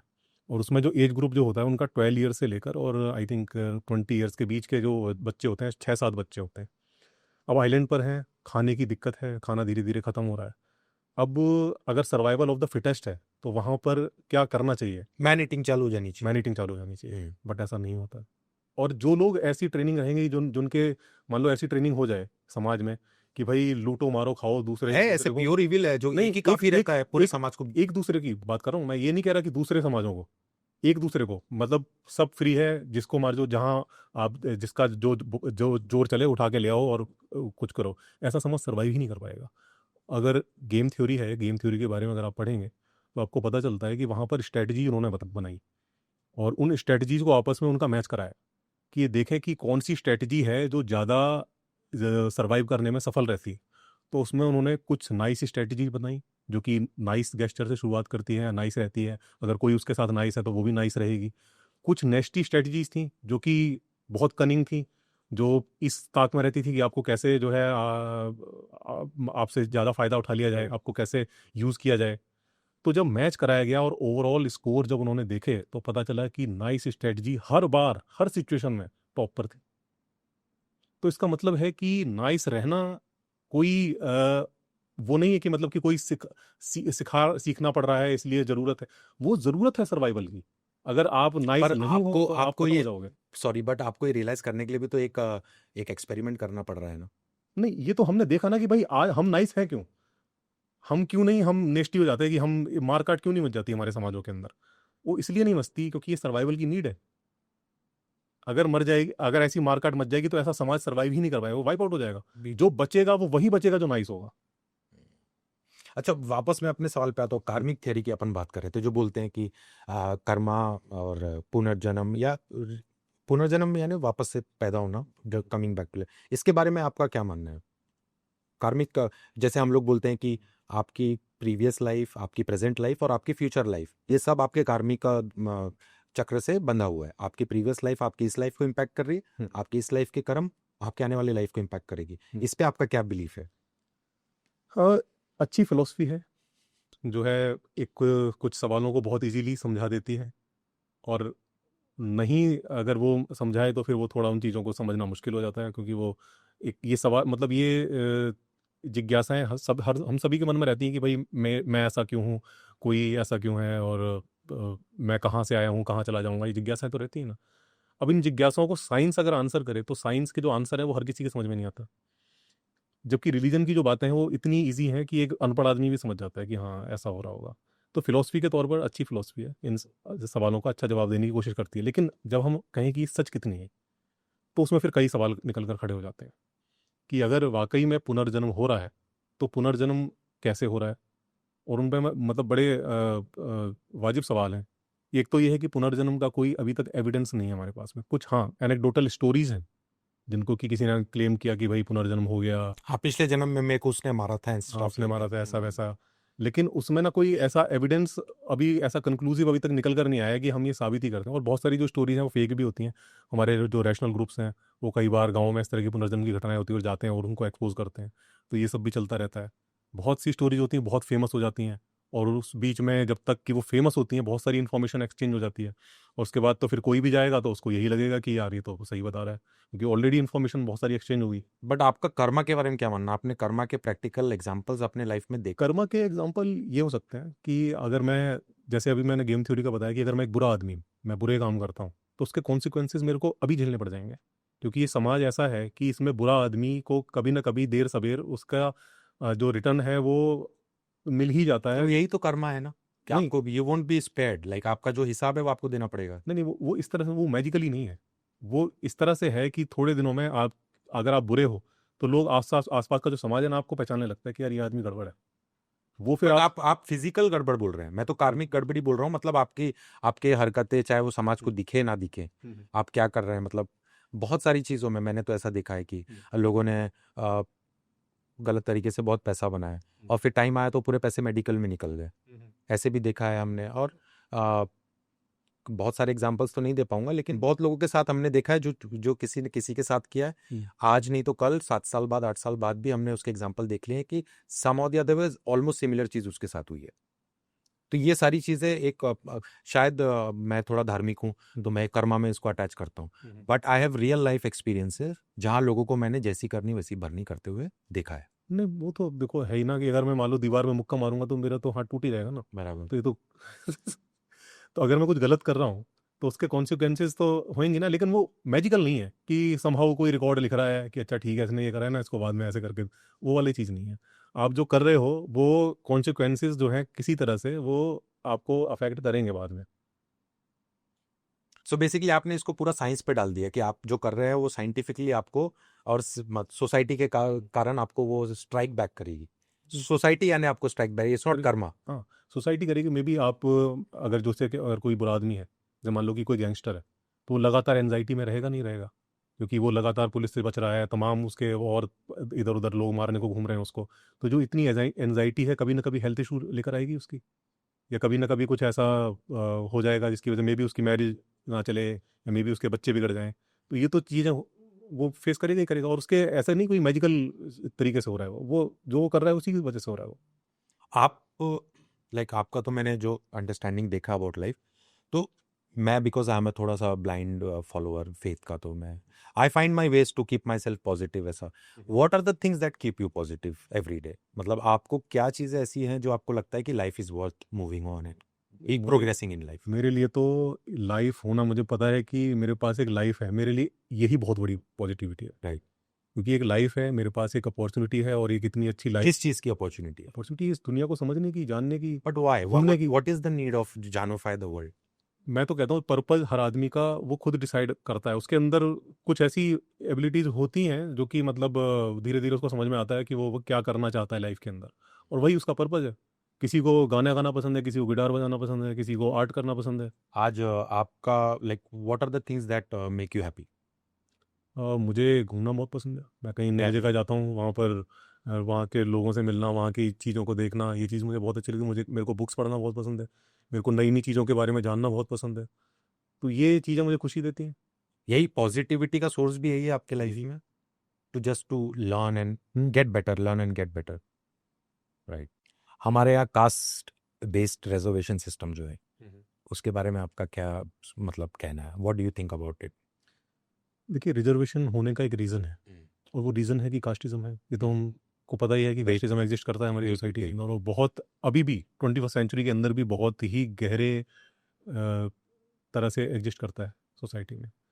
तो जब तक वो नहीं, वो रहेगा, तब तक हमें कुछ तो ऐसा देना पड़ेगा सपोर्टिव, ताकि जो ऐसे क्लासेस हैं जो कि जिनको कि पीढ़ी दर पीढ़ी जो है, जिनको मार्जिनाइज रखा गया है, नहीं, ठीक है, उनको अपलिफ्टमेंट के लिए उनको कुछ तो देना पड़ेगा। बैलेंस करना पड़ेगा। कायदे में तो होना ये चाहिए था कि उनको जो सम्मान है, जो उन्हें नहीं मिला पीढ़ी दर पीढ़ी से, वो सम्मान हम दे पाते, लेकिन वो सम्मान हम नहीं दे पा रहे, और ये हमारे लिए बड़ी शर्म की बात है। हम कर क्या रहे हैं? हम पता नहीं क्या कर रहे हैं हम लोग, हमें क्यों नहीं समझ में आ रहा कि वो भी हमारे जैसे इंसान ही है, और हम क्यों उनको आज तक भी उनके साथ में डिस्क्रिमिनेशन करें। मतलब ऐसे अखबारों में मैं इंसिडेंट्स पढ़ता हूँ कि वो बारात निकालने के लिए जस्ट पुलिस बुलानी पड़ रही है, उनको घोड़ी पर नहीं चढ़ने दे रहे, क्यों? मूछें नहीं रखने दे रहे। क्यों? दबंगई है उनकी कि भाई तुम बारात नहीं निकाल सकते हमारे घर के आगे से, तुम मूछें नहीं रख सकते, तुम। ऐसे भी होता है? ऐसा हो रहा है, ऐसे इंसिडेंट्स हैं न्यूज़ के अंदर।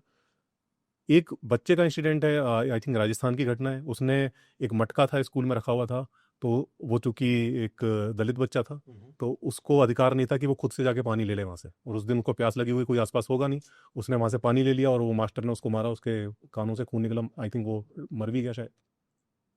तो इस तरह की घटना है। ये सब आज भी हमारे यहाँ सब कुछ है। ये आज भी एग्जिस्ट कर रहा है, और फिर किस मुंह से हम रिजर्वेशन पे सवाल उठा सकते?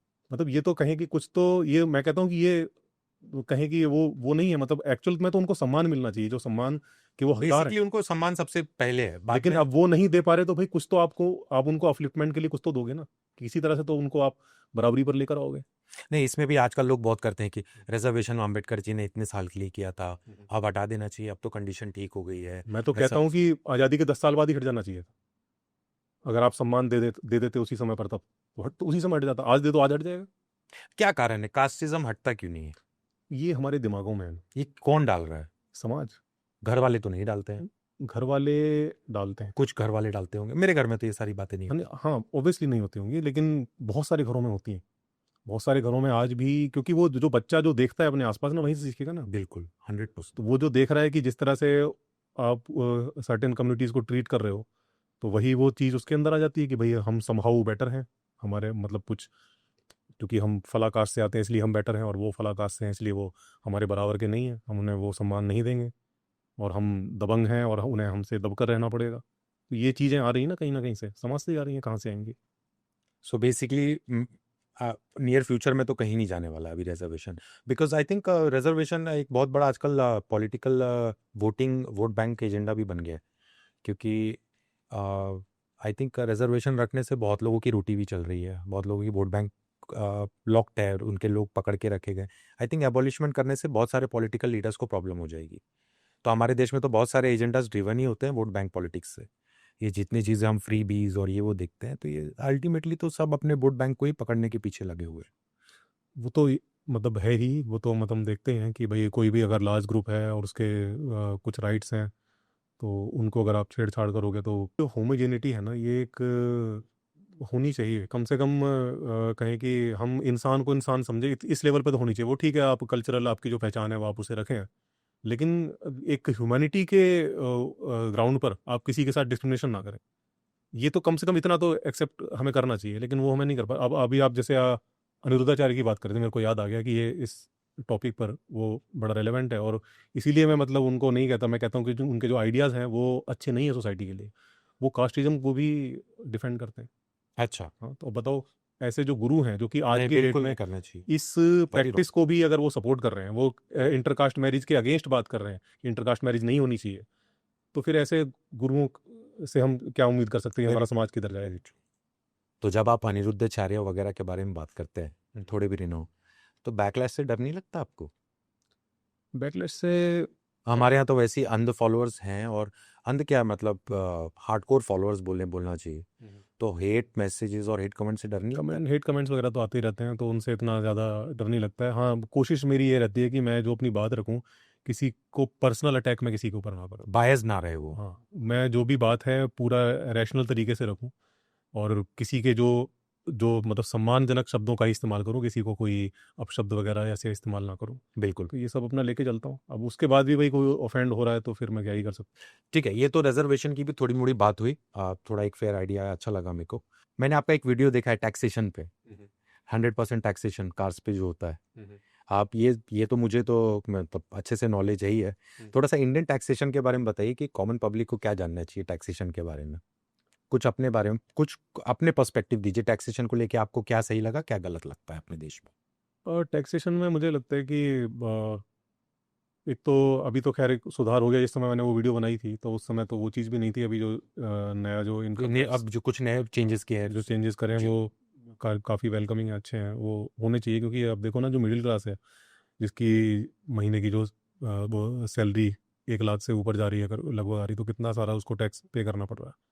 और मतलब आप किसी मेट्रो सिटी के अंदर रहते हो, तो अगर आप साल भर के 10-20 लाख रुपए कमा रहे हो, तो वो कोई बहुत ज़्यादा नहीं है। कुछ भी नहीं है। कुछ भी नहीं है, मतलब आप बस सर्वाइव ही कर उसका रहे हो। आधा तो लगता है आपका रहना और मेंटेनेंस में हाँ, निकल उतना ही गया। उतना हो जाता है, और फिर उसमें सोचो इतना टैक्स वो देना पड़े, तो कहाँ, वो तो बेचारा कहाँ सर्वाइव कर पाएगा। राइट।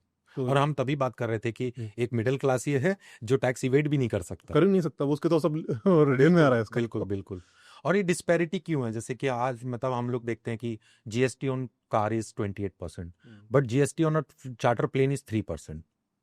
तो आई एम सॉरी बट मैं उतना रिच नहीं हूँ, but sorry all the rich people, but don't you think कि गवर्नमेंट को उनसे भी कमाना चाहिए कि ठीक है भैया, you can afford a charter plane, बिल्कुल। यू शुड पे अस 28 और 18% बिकॉज यू कैन। हाँ, अब मिडिल क्लास पे आप सारी इंपोजिशन डालते हो, 28% देना पड़ेगा, वो भी आपको सब ईएमआई टाइम खाली पे भरना पड़ेगा। 28% भी कहाँ है, 28% है, वो फिर तो सेस है। एक सिर्फ मैंने हाँ, एक सिर्फ जीएसटी की बात की, we are talking about GST. हाँ। तो जीएसटी में ही डिस्पैरिटी देखिए ना, 28% और 3%। मतलब जो बंदे की औकात है चार्टर खरीदने की, उससे आप 3% लेंगे, और जिसकी औकात मुश्किल से वो फॉर्च्यूनर बैंक लोन फाइनेंस करके ले रहा है, तो उसको आपको 28% जीएसटी लेना है। तो ये डिस्पैरिटी के बारे में गवर्नमेंट सोचती क्यों नहीं है?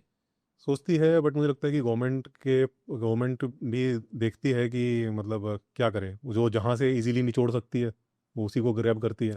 यही है कि जो आसानी से पकड़ में आ रहा है उसको निचोड़ दो, हाँ। बाकी वो नहीं आ रहे पकड़ में तो अरविंद जी, आपके कुछ एस्ट्रोलॉजी के भी वीडियोस देखे हैं मैंने, इट्स लाइक 1 साल या 2 साल पुराने वीडियोस है। तो एस्ट्रोलॉजी की भी आपने काफ़ी कुछ नॉलेज रखा है एस्ट्रोलॉजी के बारे में, तो do you still practice it कि अभी आप नहीं कर रहे? नहीं नहीं, मैं बहुत नॉलेज करता हूँ। So what do you think, आपका ऑनेस्ट ओपिनियन अबाउट क्या है ये एस्ट्रोलॉजी के बारे में, क्या ओपिनियन? हमने 2-3 एपिसोड एस्ट्रोलॉजी पे किए हैं अपने पॉडकास्ट में। What do you think about astrology astrology? पूरी तरह से सूडो साइंस है, उसमें कुछ भी फैक्ट नहीं है। तो how did you realise that? आपने कब मतलब एस्ट्रोलॉजी कितने पीरियड के लिए, 1 साल किया, 6 महीना किया, कितने दिन आपने उस चीज की स्टडी की? मैंने प्रोफेशनली लगभग 2 साल किया। ओके, उससे पहले मैं प्रैक्टिस करता था, बस मुझे प्रोफेशनली नहीं, बट कोई आ गया किसी को टाइम बता पास दिया टाइप में जस्ट चिल, लेकिन उसके बाद आपने कोर्स किया, लाइक प्रॉपरली हाँ, उसका प्रॉपर्ली स्टडी मैंने किया? उसको स्टडी स्टडी किया। किया एंड देन मैं मेरे टीवी पर प्रोग्राम्स आते थे। सो बेसिकली आपने जब पूरा डिटेल में स्टडी किया तो आप डिसअपॉइंट हो गए? और नहीं, आप जब मैंने उसको कमर्शियली उसको करना शुरू किया, हाँ, देन उसके साथ साथ मैंने सोचना भी शुरू किया कि मैं किसी, क्योंकि जब तक मैं पैसा नहीं ले रहा था तब तक मेरे ऊपर कोई जिम्मेदारी नहीं थी किसी की। यस, जब मैंने पैसा लेना शुरू किया तब मेरे ऊपर मैं सोचने लगा कि भाई ये जो मैं कर रहा हूँ, क्या ये वाकई में लोगों को फायदा पहुंचा रही, क्या वाकई में इसके अंदर कुछ ऐसा है कि जो फैक्ट है। तब मैंने उसको स्टडी करना शुरू करा कि वाकई में इसके पीछे पता तो करें कि है कितना। सो बेसिकली जब आपने चालू किया दैट टाइम आपने उसको मतलब स्क्रूटनाइज नहीं किया उस समय, हाँ, आपने उस सोचा? समय नहीं किया, बाद में फिर जब प्रैक्टिस करना शुरू कर दिया उसको, तब मैंने उसको स्क्रूटनाइज करना so what happened, like when did you realise कि कुछ तो भी ऑफ है, कुछ मतलब गलत है यहाँ पे? तो धीरे धीरे समझ में आता गया। पहले तो मैंने ये पढ़ना शुरू किया कि एक्चुअल में क्या कोई ऐसा लॉजिक है, कोई ऐसा कहें कि मैकेनिज्म है जिसके थ्रू ये काम करती हो, तो वो मेरे को कोई नहीं मिला। उसके बाद फिर मैंने कहा चलो, मे बी ऐसा मैकेनिज्म अभी तक हम ढूंढ ना पाए हों या साइंस को नहीं पता चला हो, समहाउ किसी तरह वर्क कर रही होगी। लेकिन फिर स्टैटिस्टिकली जब हम उसको देखें, जब हम स्टैट्स में देखें, तब तो उसका इफेक्ट दिखना चाहिए। मान लीजिए कि भाई 100 लोगों की कुंडली हमने दी किसी एस्ट्रोलॉजर को, बिल्कुल। और वो उससे कहा जाए कि इनके बारे में कुछ ऐसे इवेंट्स आप प्रिडिक्ट करो जिनको कि हम चेक कर सकें। फिर उसने प्रिडिक्ट करे, फिर हम चेक करें कि वाकई में वो कितने मैच करते हैं। तो ऐसे एक्चुअल में एक्सपेरिमेंट हो चुके हैं। महाराष्ट्र में ही सुधाकर कुंते जी हैं, और आपका एक और साइंटिस्ट, हाँ, नार्लिकर जी। ओके, तो ये इन्होंने एक्चुअल में ऐसा टेस्ट किया था। इन्होंने क्या किया कि 100 ऐसे बच्चों की कुंडली ली जो कि मेंटली चैलेंज थे, और 100 ऐसे बच्चों की कुंडली ली जो कि बहुत शार्प थे, ओके, और उनको रेंडमाइज किया। और उसके बाद जो एस्ट्रोलॉजर से दुनिया के नहीं, अपने इंडिया के सबसे बड़े बड़े, उनको इनविटेशन भेजा कि आप प्लीज़ आओ, इस टेस्ट का पार्ट बनो, और हम देखना चाहते हैं एस्ट्रोलॉजी क्या वाकई में वर्क करती है। तो उन्होंने बुलाया उनको, और उनको कहा कि भाई, पहली बात तो उन्होंने आने में ही बड़ी आनाकानी करी। जो बड़े बड़े एस्ट्रोलॉजर्स थे उन्होंने कहा कि भाई हम नहीं आ सकते। तो मतलब जब आप एक टेस्ट हो रहा है, एक साइंटिफिक तरीके से टेस्ट हो रहा है, आप तो उसको आपको क्यों नहीं आप उसका पार्ट बन रहे। लेकिन कुछ लोगों को जबरदस्ती करके जैसे तैसे करके बुलाया गया, वो उसका पार्ट बने। उसके बाद जब हमने उस आंकड़ों को जाना, चेक किया, तो हमें पता चला कि वो जो उन्होंने जो प्रिडिक्शन की थी, वो अगर कोई कॉइन को टॉस करके अगर वो प्रिडिक्शन करता, तो वो उतनी ही बेसिकली 50% ऑफ। 50, वो मतलब उसमें मतलब फिर कोई तथ्य ही नहीं रहा ना। मतलब अगर आप उसको 80% भी कर देते तो हम ऐसा मानते कि हाँ चलो कुछ है इसके अंदर। लेकिन अगर वो मामला 50-50 है, दैट मीन्स कि वो तो फिर आप तुक्का मार रहे हो। आपने जब 50-50 बोला है तो आई कैन टोटली बिलीव कि ये चांस गेम हो जाता है, चांस क्या रहता है। बिकॉज अगर गलत सही 50 लग गया हम्म। तो आप तो भगवान हो गए, और फेल हो गए तो फेल हो गए, गलतियां तो हो जाती है, मिसकैलकुलेट हो गया। अभी देखो, दुकान आईआईटी चल रही बाबा था, आईआईटी बाबा ने प्रिडिक्शन किया था ना कि वो मैच हारने का। उत- अगर वो लग जाता, वो लग prediction से, जाता तो फिर देखो। तो आईटी बाबा कहाँ चला जाता? हाँ, वो तो वहीं पे इंडिया हारेगी बोल के फंस गया वो। Very nice. और उसने बोला था कोहली तो बिल्कुल नहीं चलेगा, हाँ, कोहली स्कोर्ड सेंचुरी अनबीटन। देखो। तो डेफिनेटली आई एक्सेप्ट कि बहुत सारी चीजें ना ये 50-50 ऑड्स पे चल रही है। लग जाए तो भगवान, नहीं लगे तो हो गई मिस्टेक, हो गई कैलकुलेशन में, क्या प्रॉब्लम है? दुकान अच्छा, एक चीज और भी होती है। जो एस्ट्रोलॉजर जो होता है ना, वो प्रैक्टिस करते करते वो उसको इतना पता चल जाता है कि वो सामने आते हुए बंदे को देख कर बहुत सारी चीजें उसको, उसके चाल ढाल से, उसके पहनावे से, बॉडी उसकी लैंग्वेज बातों से से, बहुत बॉडी कुछ लैंग्वेज समझ से में आ जाए, बहुत डेटा कुछ समझ में, डेटा जो है उसको मिल जाता है। थोड़ा बहुत डेटा जब वो बात करना शुरू करता है, तो उससे निकाल। बताना शुरू वहां से मिल जाता है। तो वो एक्चुअल में वो जो 50-50 का मामला है ना, वो 50-50 नहीं रहता। वो कुछ इन्फॉर्मेशन उसको मिल जाती है, तो वो थोड़ा सा और तो वो 70-30 हो जाता है। 70-30 पहुंच जाता है वो। Very nice. आपके हिसाब से आने वाले टाइम में भी 50 इयर्स 100 इयर्स में रिलीजन का बिलीफ बढ़ेगा या कम होगा? आपको क्या लगता है रिलीजन किधर जा रहा है अभी आने वाले टाइम में? क्या ट्रांसफॉर्मेशन हमारा किस तरफ जा रहा है? मुझे लगता है कि धीरे धीरे ये डिक्लाइन होगा, जो फेथ है ना, स्लोली। स्लोली होगा। और फिर ये भी मैं कहूँगा कि 100% तो कभी भी नहीं जाएगा, ये रहेगा। क्योंकि ये एक्चुअल में बहुत सारी जो हमारी साइकोलॉजिकल नीड्स है ना, वो पूरी करता है, उनको फुलफिल करता है। राइट। तो वो जो लोग हैं ऐसे रहेंगे जो कि जिनकी साइकोलॉजिकल नीड्स को फुलफिल करने के लिए ये उनको सबसे बेस्ट ऑप्शन रहेगा उनके पास में। लेकिन हाँ, धीरे धीरे ये होगा कि एक बड़ा पोर्शन भी ऐसा निकल कर आएगा, जैसा कि हम देख रहे हैं यूरोपियन कंट्रीज में निकल कर आ रहा है। बिल्कुल। और ये तो उसके साथ ये तब भी निकल कर आता है जब जो हमारी सोसाइटी है वो सिक्योर होने लगती है। जब सिक्योर होती है तब आदमी के पास सोचने का एक्सेस होता है, पढ़ने का एक्सेस होता है, वो ज़्यादा विचार कर पाता है अपनी चीज़ों पर, तो वो फिर धीरे धीरे इन चीज़ों से बाहर निकलना शुरू कर देता है। तो Right. जहाँ पर जो सोसाइटीज़ इन चीज़ों को अचीव कर पा रही हैं, तो वहाँ पर आप देखेंगे धीरे धीरे जो रिलीजन है वो डिक्लाइन होता चला जाएगा। लेकिन फिर भी कुछ लोग ऐसा हमेशा रहेंगे कि जिनको ज़रूरत रहेगी इसकी, और वो इस वजह से एग्जिस्टेंस में बना रहेगा। लेकिन रिलीजन का होना या ना होना उससे मतलब इतना वो नहीं है, बना रहे किसी फॉर्म में, लेकिन मेन चीज़ ये है कि जिस फॉर्म में भी रहे वो हमारे समाज के लिए बेनिफिशियल हो, Right. वो नुकसान ना करे। जैसे प्रोग्रेसिव कि हाँ, प्रोग्रेसिव हो, अंधभक्ति ना हो, या ऐसा ना हो कि एक दूसरे से हेटरेड है, जैसे कि हम आज के टाइम में देख रहे हैं कि भाई एक दूसरे से नफरत ही चल रही है कि हम सुपीरियर हैं कि तुम सुपीरियर हो। वो चीज़ अगर है तो फिर वो गड़बड़ है। तो ये चीज़ सुधरनी चाहिए, और ये चीज़ सुधरेगी कब? ये सुधरेगी जबकि इसको कोई काउंटर करने वाला एक बराबर की जो एक पार्टी होगी जो इसे काउंटर करेगी। क्योंकि अगर हमने खुला छोड़ दिया, हमने एक आइडिया को पनपने के लिए पूरा खाद पानी लगा दिया उसमें, और दूसरा जो आइडिया है उसको बिल्कुल कुछ नहीं दिया, तो जो पावर बैलेंस है वो बनेगा। और इसीलिए जो मेरा जो काम है, मैं इसीलिए नहीं, कई बार मेरे से कहते हैं कि आप क्या चाहते हो कि धर्म को इस दुनिया से मिटा दिया जाए, ईश्वर को मिटा दिया जाए? भाई मैं ऐसा कुछ नहीं चाहता। मैं सिर्फ एक पावर बैलेंस चाहता हूँ। पावर बैलेंस रहेगी तो कोई जो आइडिया है वो इतनी मतलब कोई बुरा ज़्यादा नहीं कर पाएगा। तो कुछ लोग हैं उनको मतलब एक एक्सेस भी ये भी मिलेगा। अच्छा, ऐसा भी विचार होता है, ऐसे भी लोग हो सकते हैं जो कि गॉड में बिलीव ना करते हो, ऐसे भी लोग हो सकते हैं जिनके लिए जो इरिलीजियस हो, जिनको रिलीजन से कोई मतलब ना हो। तो ये आइडिया जो उनके अंदर कैपेबिलिटी है इस चीज़ को समझने की, अगर उन तक पहुंचेगा तो वो इसको समझेंगे, एक्सेप्ट करेंगे, धीरे धीरे उन तक पहुंचेगा, और ये एक चेक बना कर रखेगा उन ऐसे लोगों पर जो कि ईविल टाइप के हैं, जो कि लोगों को एक्सप्लॉइट करना चाहते हैं, अपने एजेंडा के थ्रू उनको ड्राइव करना चाहते हैं। तो ये जो मेरा पर्पज है वो एक्चुअल में ये है। रेप केसेस में आप तो सुनते ही हैं, बहुत लोग डेथ पेनल्टी लगाओ, डेथ पेनल्टी लगाओ। Is it so easy? देखिए, सबसे पहले कोई भी जो अपराध है, हमें उसमें ये देखना चाहिए कि उसके लिए जो भी हम सज़ा दे रहे हैं, उस सज़ा का पर्पज़ क्या होना चाहिए। क्या उस सज़ा का पर्पज़ बदला लेना है कि भाई इसको इसने ऐसा किया है तो उसके साथ ये होना चाहिए, या फिर उस सज़ा को देने का पर्पज़ ये है कि हम एक मैसेज दें सोसाइटी में कि भाई ये चीज़ नहीं करनी है, या हम सोसाइटी को एक सुधार की तरफ लेकर जाएं।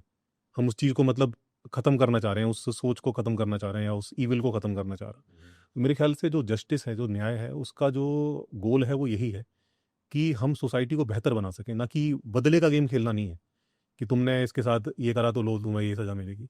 वो पर्पज़ नहीं है। तो डेथ पेनल्टी अब आज के अगर हम सिनेरियो में देखें, जिस तरह रेप केसेस बढ़ रहे हैं, तो समाज को सुधारने में तो टाइम लगता है। अगर हम समाज को सुधारने चलें तो मे बी इसमें 10 साल लगें, 20 साल लगें, 50 साल लगें, किसी को नहीं पता। तो कम से कम हम एक फ़ियर ही क्रिएट करें लोगों के अंदर कि भाई ऐसा मत करो इसकी वजह से, वरना तो तुम्हें ये कॉन्सिक्वेंसेस झेलना पड़ेगा। तो लगता है कि हाँ, ठीक भी है, ऐसा भी अगर डेथ पेनल्टी की वजह से कुछ लोग डरते हैं इस चीज़ को करने में, तो वो ठीक है, क्योंकि समाज को सजने में टाइम लगेगा। लेकिन अल्टीमेटली जो हमारा जो दूसरा जो काम होना चाहिए, वो ठीक है, चलो आपने डेथ पेनल्टी कर दी, बट जो दूसरा काम होना चाहिए वो होना चाहिए कि समाज में जो वुमेन्स के साथ जो जिस तरह का बिहेव हो रहा है, उसको हम कैसे ठीक कर सकें। जो और वो जो सोच है रेप करने वाली जो सोच है, वो एक सोच से, वो एक समाज से आती है, वो जो सोच है, उस सोच को कैसे हम ख़त्म करें। दूसरा काम हमारा उस पर होना चाहिए, अगर हम इसको लॉन्ग टर्म में इसको हम रोकना चाहते हैं। तो केवल डेथ पेनल्टी से भी नहीं होगा। डेथ पेनल्टी के साथ मेरा बस ये प्रॉब्लम है कि मुश्किल क्यों है डेथ पेनल्टी को इंस्टिल करना, बिकॉज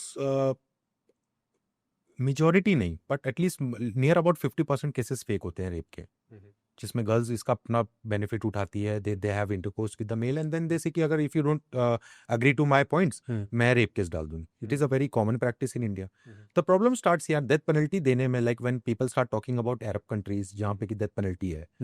सो ठीक है, दैट इज देयर कंट्री. मैं तो अपने कंट्री के हिसाब से बात करूंगा ना, तो मेरे कंट्री में मेरे को डेथ पेनल्टी को लेके ये इशू आता है कि स्टैट्स टेल अस कि 50% of the cases are fake agenda cases है, जो लड़की ने पैसे के लिए या शादी करने के लिए कुछ करने के लिए किया है.